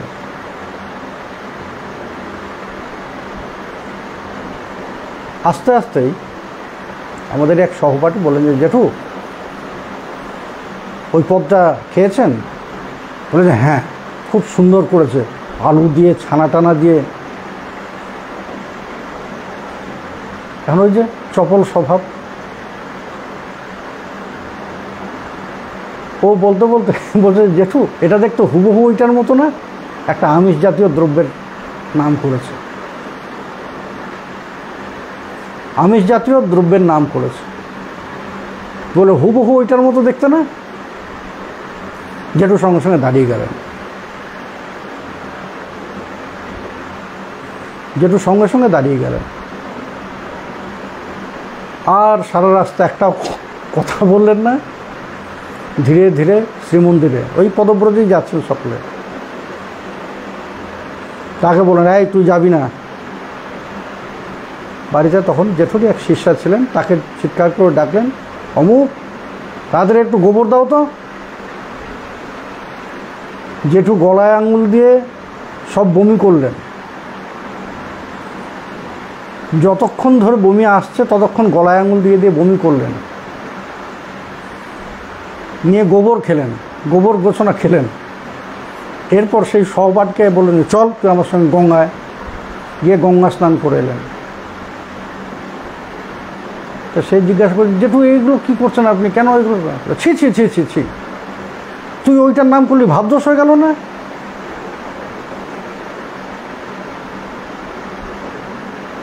ভাবদোষ হয়ে গেল না? এখন ওইটা আমার মাথায় ঘুরবে না?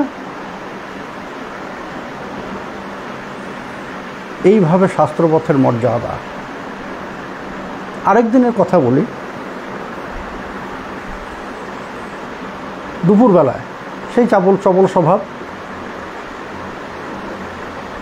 কৃষ্ণনগরের মাটির পুতুল বিখ্যাত, ধামের পাশে। তা আমি আর প্রভুপাদ কিশোর কৃষ্ণ গোস্বামী শ্রী বলদেব মন্দিরের, তিনিও এখন বাংলাদেশে আছেন, আমরা দুজনে অভিন্ন হৃদয়। এখনও আমাদের চলাফেরা সব একসাথেই, গৌরীয় বৈষ্ণব সমাজেও তাই একসাথেই চলাফেরা। তা আমি আর কিশোরপ্রভু একদিন এই 12টা সাড়ে 12টা নাগাদ গিয়েছি। জেঠু তখন নিজ হাতেই রাধা মদন মোহনের সেবা করেন। আরেকটু পরে হবে হয়তো, ঠাকুমা রান্না করেছেন, জেঠু এবার ভোগ দেবেন, রাধা মদন মোহনের ভোগ দেবেন। এখন কিশোরপ্রভু রসিকতা করার জন্য ওই কৃষ্ণনগরের মাটির পুতুল বিখ্যাত, এটা হুবহু যা বানায় হুবহু। তা তারা তখন ওই চালু হয়েছিল, গু তৈরি করছে মাটি দিয়ে, আর এত নিখুঁত তারা তৈরি করেছে জিনিসটা, সামনে ফেলে রাখলে মানুষে রীতিমতো ভুল বুঝবে, ওটা সত্যিকারের গু মনে করবে। তাই যে চপল স্বভাব, কিশোরপ্রভু ওই একটা গু কিনে পকেটে করে নিয়ে গিয়েছেন। আর তখন ওই সামনে, এখন মন্দিরের যে পরিসর আছে তা নয়, তখন সামনে একটা ভাঙা ঘর ছিল, সেই ভাঙা ঘরে একটা পরিবার থাকতো। সেই পরিবারের মধ্যে একটা ছোট্ট বাচ্চা ছিল, সদ্য হাঁটা শিখেছে। তা সেই বাচ্চার মাকে নতুন বউ বলে ডাকতেন জেঠু। জেঠু ভোগ দিতে ঢুকেছে, আর কিশোরপ্রভু ঠিক দরজার গোড়ায় ওই মাটির গুটা রেখে দিয়েছেন। জেঠু দরজা থেকে বেরিয়েই ওই গুটাকে দেখি লাফ দিয়ে উঠেছেন। ওই বাচ্চার মাকে ডাকছেন, ও নতুন বউ, ও নতুন বউ, তোমার বাচ্চা এখানে করে গিয়েছে, শিগগির পরিষ্কার করো। কিশোরপ্রভু বলছেন, জেঠু ডাকতে হবে না, ডাকতে হবে না, আমি করে দিচ্ছি। না না বাবা, তোমরা এখন করবে, স্নান করবে, করবে, সব না না, কিচ্ছু হবে না বলে কিশোরপ্রভু ওই গুটাকে তুলে পকেটের মধ্যে রেখে দিয়েছেন। এই জেঠু রেখে গেল।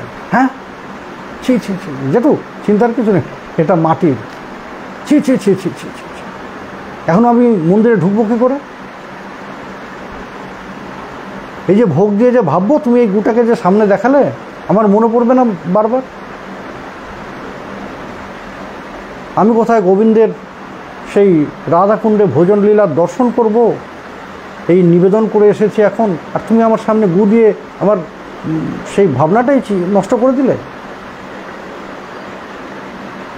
সেই জেঠু আবার কাপড় চোপড় ছেড়ে স্নান করে এলেন। স্নান করে এসে আবার অনেকক্ষণ ধরে মন্ত্র স্মরণ করে ওই হরিনাম করলেন।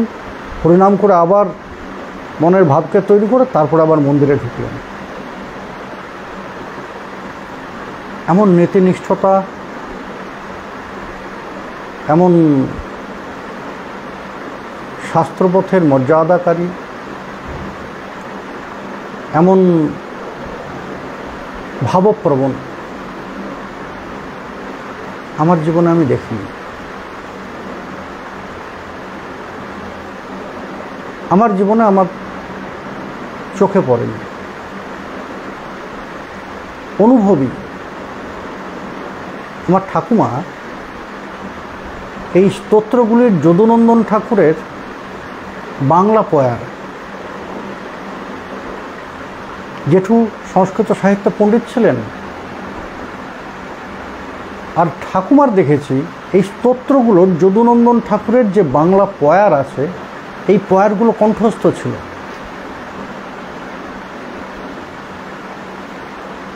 এই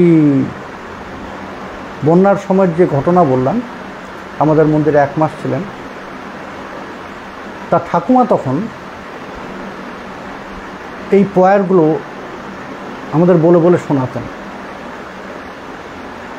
সেই দামোদরাষ্টকের, চাটু পুষ্পাঞ্জলির, যদুনন্দন ঠাকুরের যত এরকম স্তোত্রের বাংলা পয়ার আছে সব শোনাতেন। ঠাকুমা বলতেন, আমি শুনতাম বসে বসে, আর দর্শন করেছি। চোখ বুজে জেঠু শুনতেন, অঝোরে তার অশ্রুধারা প্রবাহিত হচ্ছে। আহা আহা, মাঝে মাঝে আহা আহা করছেন, অঝোরে অশ্রুধারা প্রবাহিত হচ্ছে। তখন অত অনুভবের স্থানে তো এখনো যেতে পারিনি, তখন তো আরোই ছিল না।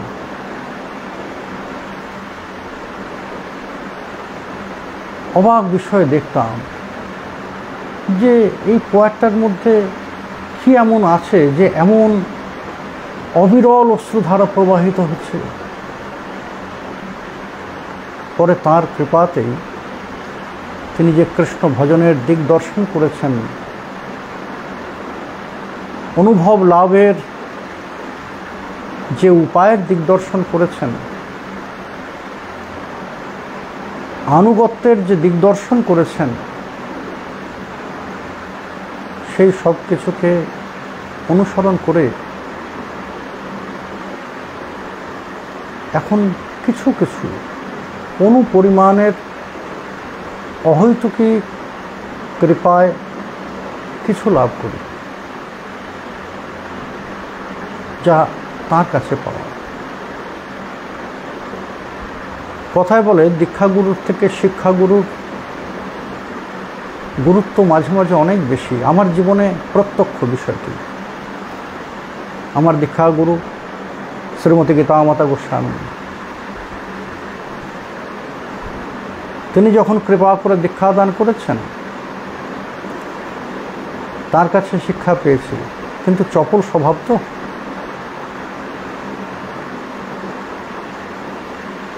চপল স্বভাবের কারণে অনুভবের জায়গায়, অনুভবের স্থানে পৌঁছতে পারি।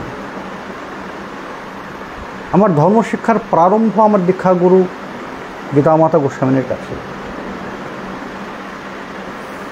মুখে মুখে রামায়ণ এবং মহাভারতের শিক্ষাদান তিনি ওই পায়চারি করতে করতে আমাকে বলতেন। কোনোদিন ওই রামায়ণ মহাভারত খুলে অধ্যয়ন আমি করিনি, সত্যি কথা। রামায়ণ মহাভারত গ্রন্থ খুলে অধ্যয়ন আমি কখনো করিনি। সমগ্র রামায়ণ পুঙ্খানুপুঙ্খ ডিটেলে, সমগ্র মহাভারত পুঙ্খানুপুঙ্খ ডিটেলে ওই শ্রুতিবিদ্যা হয়েছে আমার শ্রী গুরুচরণ থেকে, সাক্ষাৎ শ্রী গুরুমুখ নিঃসৃত উপদেশে। সেখানে তার কৃপাটা মিশেছিল, যে কারণে আমাকে আর এই গ্রন্থগুলি খুলে দেখতে হয়নি কখনো।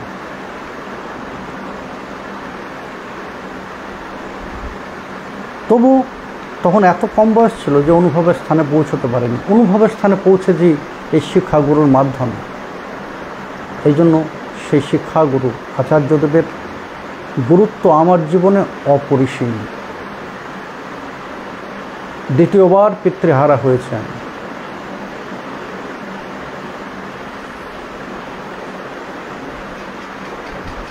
দ্বিতীয়বার পিতৃহারা হয়েছে, আর তৃতীয়বার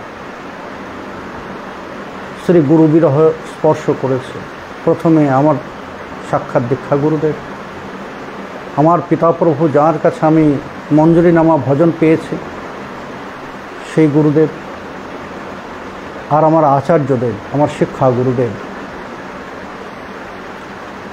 এই 3 গুরু বিরহ আমার জীবনে আমি লাভ করেছি।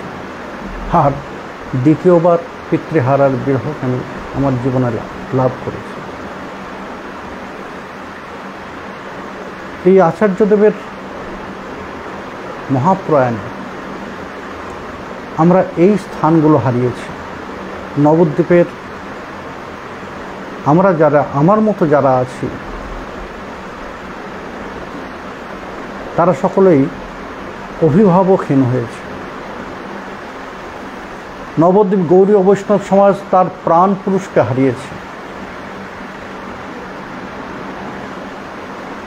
সিদ্ধান্তের যে স্থান প্রভুপাদের কাছে আমরা পেয়েছি, আমরা দেখেছি নবদ্বীপ থেকে তিনি কোনো সিদ্ধান্ত দিয়েছেন, তার মর্যাদা শ্রী রাধাকুণ্ড থেকে পুরীধাম থেকে পর্যন্ত হয়েছে, যদিও তিনি কখনো যাননি সেখানে। কিন্তু তার মর্যাদার স্থানটা এমন ছিল যে নিষিদ্ধ প্রভু বলেছেন তাহলে এটাই শেষ কথা। এমনকি পূর্ববর্তী মহন্ত যিনি ছিলেন অনন্ত দাসজি,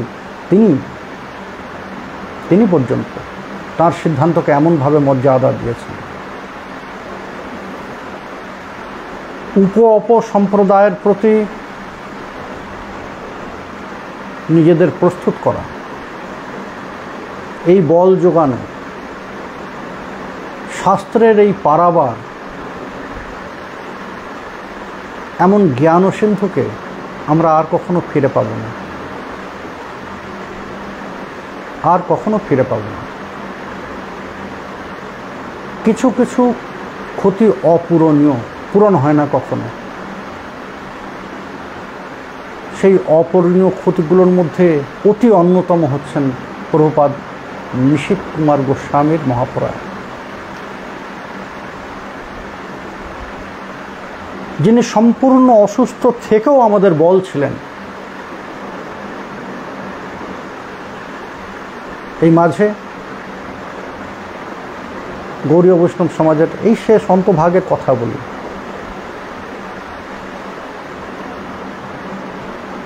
যখন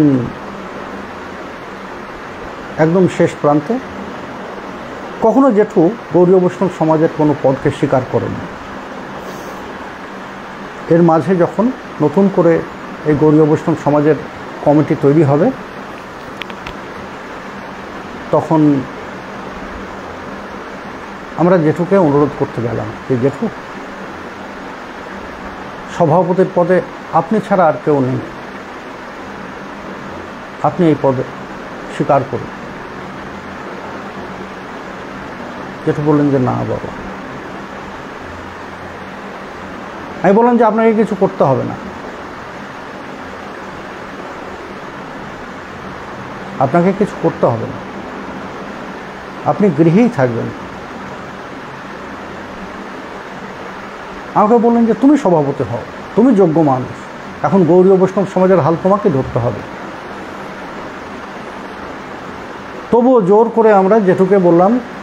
জেঠু বললেন যে জেঠু মানে স্বীকার করবেন না, কিন্তু আমাদের জোরের কাছে মেনে নিলেন। কিন্তু পরদিনেই আবার জেঠু পদত্যাগপত্র পাঠিয়ে দিলেন, বললেন যে না, আমি সভাপতি থাকব না। এবং তখনও আবার নির্দেশ করলেন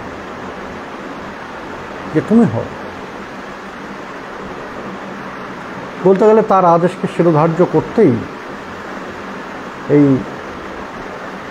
সভাপতির পদে আসা, নাহলে সভাপতি হওয়ার ইচ্ছা আমারও ছিল না। আমি গৌড়ীয় বৈষ্ণব সমাজের একজন সাধারণ সেবক হয়ে থাকতে চেয়েছিলাম। সেই গৌড়ীয় বৈষ্ণব সমাজ তাদের প্রাণ পুরুষকে হারিয়েছে, যার উৎসাহে। কারণ আমরা দেখেছি, আমাদের ছোটোবেলা থেকেই আমরা দেখেছি নবদ্বীপে তো অনেক মন্দির আছে, অনেক সম্প্রদায় আছে, কিন্তু সব যেন বিচ্ছিন্ন, প্রত্যেকেই নিজের নিজের মতো চলে। সব জায়গায় যেন একটা সিদ্ধান্তের বিরোধ চলে আসছে। প্রভুপাদ বললেন যে না, এইভাবে চলতে পারে না। নবদ্বীপ গৌড়ীয় বৈষ্ণব সমাজকে তোমরা আরম্ভ করো, সব এক ছাতার তলায় আনতে হবে, সকলে একসাথে চলতে হবে, সকলে এক সুরে কথা বলতে হবে। তুমি একা একটা কথা বললে কেউ সেটাকে স্বীকৃতি দেবে না, কিন্তু সকলে মিলে যদি তোমরা কথা বলো তাহলে তার স্বীকৃতি লাভ হবে।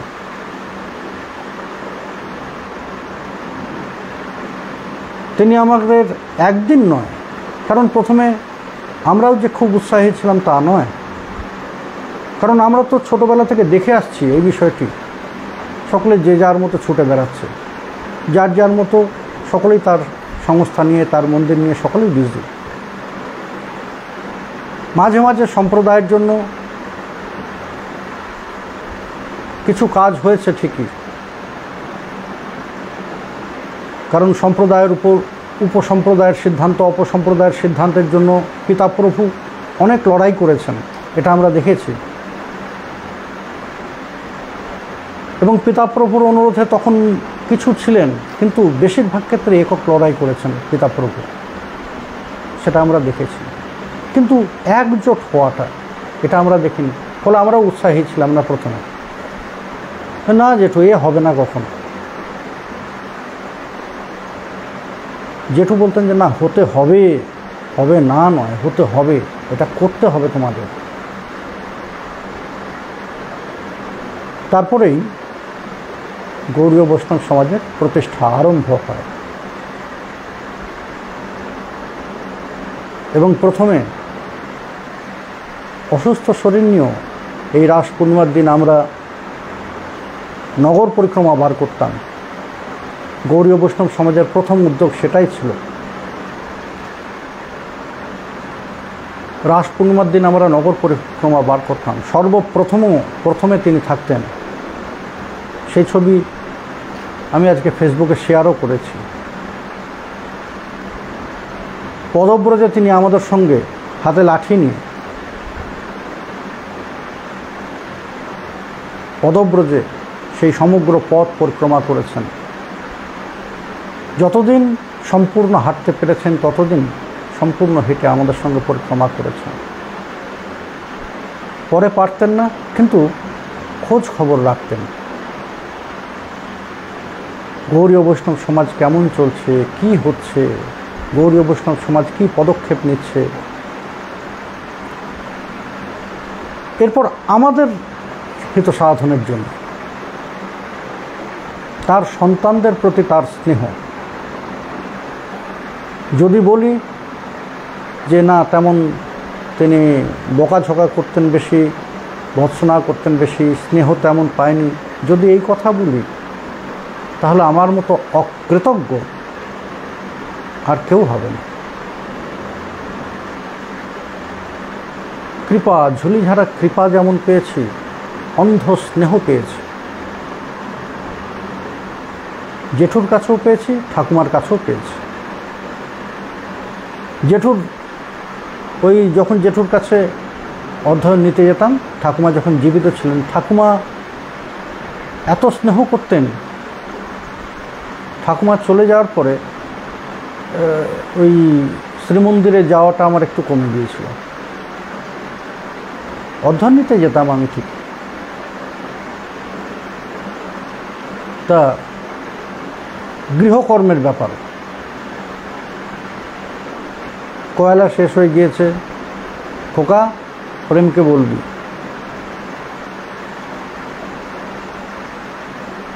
জেঠুর এমআইএসের অনেকগুলো বই ছিল। সেই বইয়ের টাকা তোলার, প্রত্যেক মাসে টাকা তোলার দায়িত্ব ছিল আমার। সময় হলে জেঠুর মনে থাকতো না, কারণ জেঠু ওই যে উদাসীন বললাম না, সরল মন। তিনি যে এতদিন ওই স্কুলে শিক্ষাদান করেছেন, হাই স্কুলে শিক্ষক ছিলেন, সেই শিক্ষাদান করেছেন। ওই রকম গায়ে একটা চাদর আর ধুতি, এবং দেখেছি মাতা এবং পুত্রের মধ্যে যে বন্ধন, স্নেহের বন্ধন, দেখেছি সেটা চোখের সামনে। এমন বয়সেও ঠাকুমাকে দেখেছি জেঠুকে ওই ছোট্ট শিশুই মনে করতেন। জেঠু যখন ওই যাবেন, স্কুলে যাবেন, ঠাকুমাকে প্রণাম করতেন। ঠাকুমা নিজের পা থেকে ধুলো নিয়ে জেঠুর মাথায় দিতেন। জেঠুর বাম হাতের কনিষ্ঠাঙ্গুলি একটু কামড়ে দিতেন, যদিও দাঁত ছিল না ঠাকুমার। আমরা দাঁত দেখিনি, বাঁধানো দাঁত দেখেছি ঠাকুমার, একটু কামড়ে দিতেন। এবং জেঠুও মা বলতে অজ্ঞান ছিলেন। তা সেই ঠাকুমা মন্দির যেন ধরে রেখেছিলেন। অসাধারণ তার রন্ধন। ওই যে দাদাপ্রভু গতকাল বলেছেন, ওই আমাদের জন্য রেখে দিতেন। দুপুরে ভোগ হয়েছে, আমরা রাতে যাব, আমাদের জন্য রেখে দিতেন। প্রত্যেক দিন শ্রীমন্দিরে এখনও লুচির সাথে সুজি ভোগ হয়, সেই সুজি এবং লুচি রেখে দেবেন, আবার দিয়ে দেবেন বাড়িতে নিয়ে যাওয়ার জন্য। যখনই সময় হতো সেই এমআইএসের, খোকা প্রেমকে খবর দিস। যেটু সন্ধ্যাবেলা এলেন, প্রেম মা তোমাকে দেখা করতে বলেছেন। আমি বুঝতাম যে হয় কয়লা ফুরিয়ে গিয়েছে, অথবা মন্দিরের কোনো কাজ আছে, অথবা এমআইএস তুলতে হবে। আমি যেতাম, জেঠু আনতো। জেঠু নিজের হাতে অর্থ রাখতেন না কখনো, নিজের হাতে কখনো নেননি, একদম শেষ দিন পর্যন্ত। এই যে সরকারি চাকরি করতেন, মায়না নিয়ে এসে সব মায়ের হাতে। এখনও শিষ্যরা যা দিতেন নিজের কাছে কোনোটা রাখতেন না। জেঠুর শিষ্যা আছেন একজন যোগ্য মন্দিরের সেবিকা, আমাদের সকলের স্নেহের সম্পদ। তার হাতে সব দিয়ে দিতেন জেঠু। এতটাই সরল তিনি, নির্লোভ, নির্মোহ, নিরহংকার, সারল্যের প্রতিমূর্তি। আমার মনে পড়ে শেষ দিনগুলোর কথা। জেঠুর খুব কষ্ট, কাঁচতে কাঁচতে ওই মনে হচ্ছে যেন এখনই প্রাণ বেরিয়ে যাবে। শুলেই কাশি হয়, বুঝতেও পারেন না ভালো করে। ওই হেলান দিয়ে এই যে চেয়ারের মধ্যে চোখ বুজে বসে থাকেন, তার মধ্যেই একদম শেষের কথা বলি, যখন আমি আগরতলায় চলে আসব, তার আগে গিয়েছি ওই সম্পার সঙ্গে একটা বিষয়ে কথা হচ্ছে, ব্রাহ্মণ্যবাদের বিষয়ে কোনো একটা বিষয় নিয়ে কথা হচ্ছে। এই আমাদের আলোচনা শুনতে শুনতে জেঠুর কথা বলতে কষ্ট, জেঠু কথা বলতে আরম্ভ করলেন। নবদ্বীপের প্রাচীন ইতিহাস লিখে নাও বাবা, লিখে নাও, হারিয়ে যাবে পরে। সম্পা কাগজ পেন সব এনে দিল। পেন আমার ব্যাগেই থাকে, কাগজ দিল আমাকে। তিনি বললেন, সেগুলো লিখে নিলাম, সেই প্রাচীন ইতিহাসের বিষয় কিছু। একদিন এসো, তোমাকে এই জিনিসটা বলবো, তুমি লিখবে। তাহলে না জেঠু, এটা আমি রেকর্ড করব। এই আসার 2-3 দিন আগের কথা, ত্রিপুরায় বেরিয়ে আসার 2-3 দিন আগের কথা, রেকর্ড করব। বলে হ্যাঁ, তাহলে তুমি কাল 12টার পরে এসো। 12টার সময় আমি ওই কিছু সময় অক্সিজেন নেই, তারপরে। ঠিক আছে। তার 2-3 দিন পরেই আগরতলায় চলে আসবো। কেমন দুর্ভাগা আমি। তারপরে 2-3 দিন কাজে আটকা পড়ে গেলাম।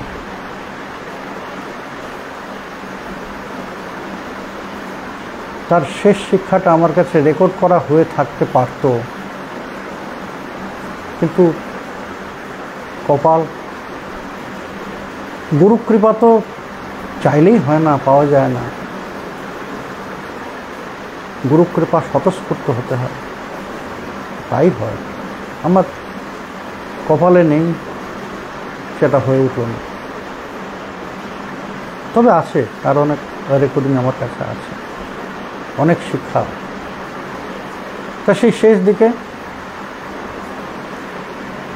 গিয়েছি, দাদা যেটুকে সম্ভব বলছেন যে দাদা যেটুকে এই টেস্টগুলো করাতে নিয়ে যেতে হবে, যেটুকু কিছুতেই যাবেন না। এই তারপর জোর করে যেটুকে নিয়ে যাওয়া হলো, কয়েকটা টেস্ট করলাম, কিন্তু একটা টেস্ট একদম শুয়ে করতে হবে, কিসের একটা স্ক্যানিং ছিল, সেটা আর করা হয়ে উঠল না, সেটা আর করা হয়ে উঠল না।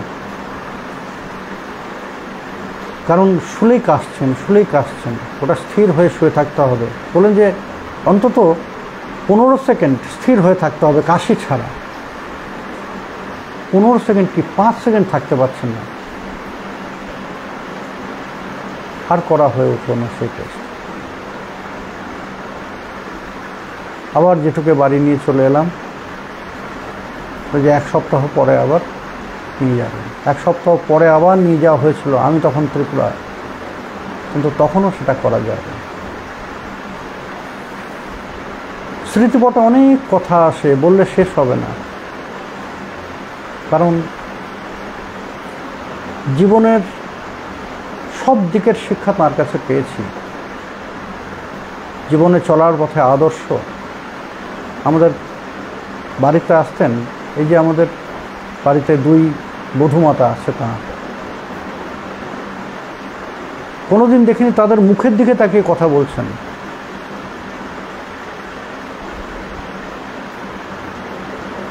তারা জেঠু করতেন, তারা পরিবেশন করছেন, হয়তো জেঠু সামনে দাঁড়িয়ে কথা বলছেন, তারা সে আমার সহধর্মিণী হন কি আমার বৌদি হন, জেঠু কখনো সরাসরি তাদের মুখের দিকে তাকিয়ে কথা বলেন না, সবসময় মাটির দিকে।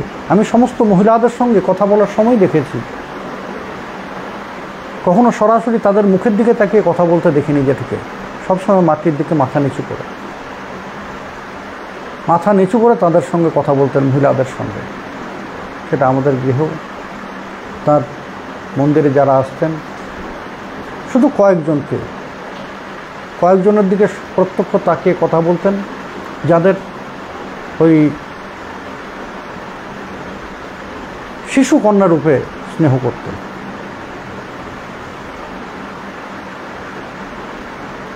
সেই কয়েকজনই তার স্নেহের এমন পাত্র ছিল যাদের দিকে তাকিয়ে কথা বলতেন। আর বিশেষ কোনো ওই বাইরে থেকে একজন এসেছেন সেই মহিলার দিকে তাকিয়ে কথা বলা কখনো দেখিনি। মর্যাদা করা, কিভাবে মর্যাদা করতে হয়, যেই হোক তাকে মর্যাদা করে কথা বলা। কখনো কারো বিষয়ে নিন্দামূলক কোনো কথা, সমালোচনামূলক কথা তার সম্মুখে বললে তিনি আমাদের থামিয়ে দিতেন, থাক বাবা ওসব ছাড়ো না, আলোচনার অনেক বিষয় আছে, এসব আলোচনা করে সময় নষ্ট করো না, সময় বড় কম। শিক্ষা পেয়েছি তার কাছে। সমগ্র গৌড়ীয় বৈষ্ণব সমাজ তার এই আদর্শের দিক হারা হলো।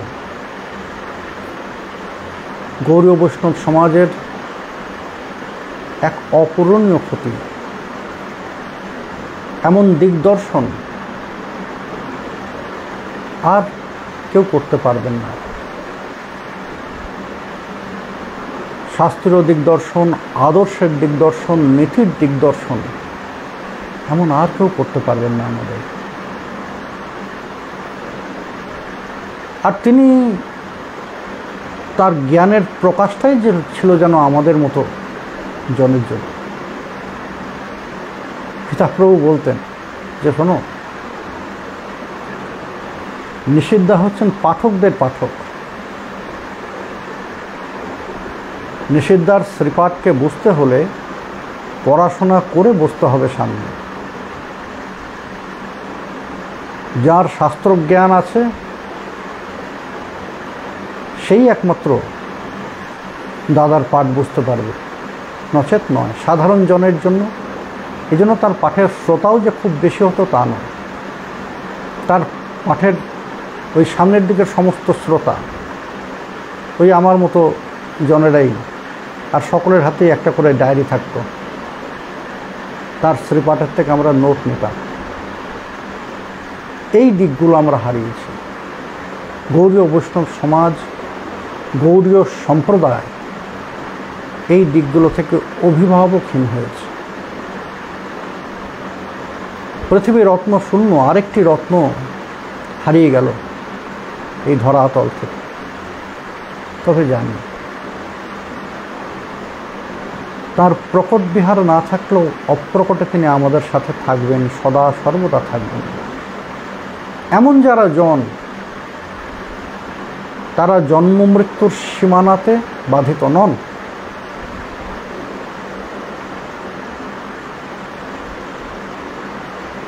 তাদের মৃত্যুটাকে এইভাবে মৃত্যু বলা যাবে না।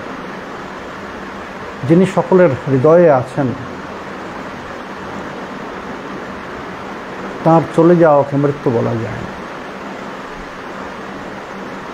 প্রকট থেকে এখন অপ্রকটে আমাদের হৃদয়ের মাঝে আছেন তিনি আচার্যদেব, যার অবদান ওই যতটুকু আমরা হয়েছি সেই তার কৃপাতে, যার অবদানকে আমরা কখনো ভুলতে পারবো না। হে প্রভু, অনন্ত কোটি প্রণাম তোমার চরণে। আমার মতো জনকেও তুমি শিক্ষা দান করেছো। এমন চঞ্চল চপল স্বভাব জনের কত অন্যায় অপরাধকে তুমি হাসি মুখে মেনে নিয়েছ। অদোষ ও দোষী হয়ে তোমার স্নেহ ছায়াতে আমাকে আবৃত করে রেখেছ। তোমার এই কৃপা করুণার কথা আমি যেন কখনো না ভুলি। এই কৃপা কর। তার চরণে অনন্ত কোটি প্রণতি জানায়। জয় গৌর, জয় নিতাই।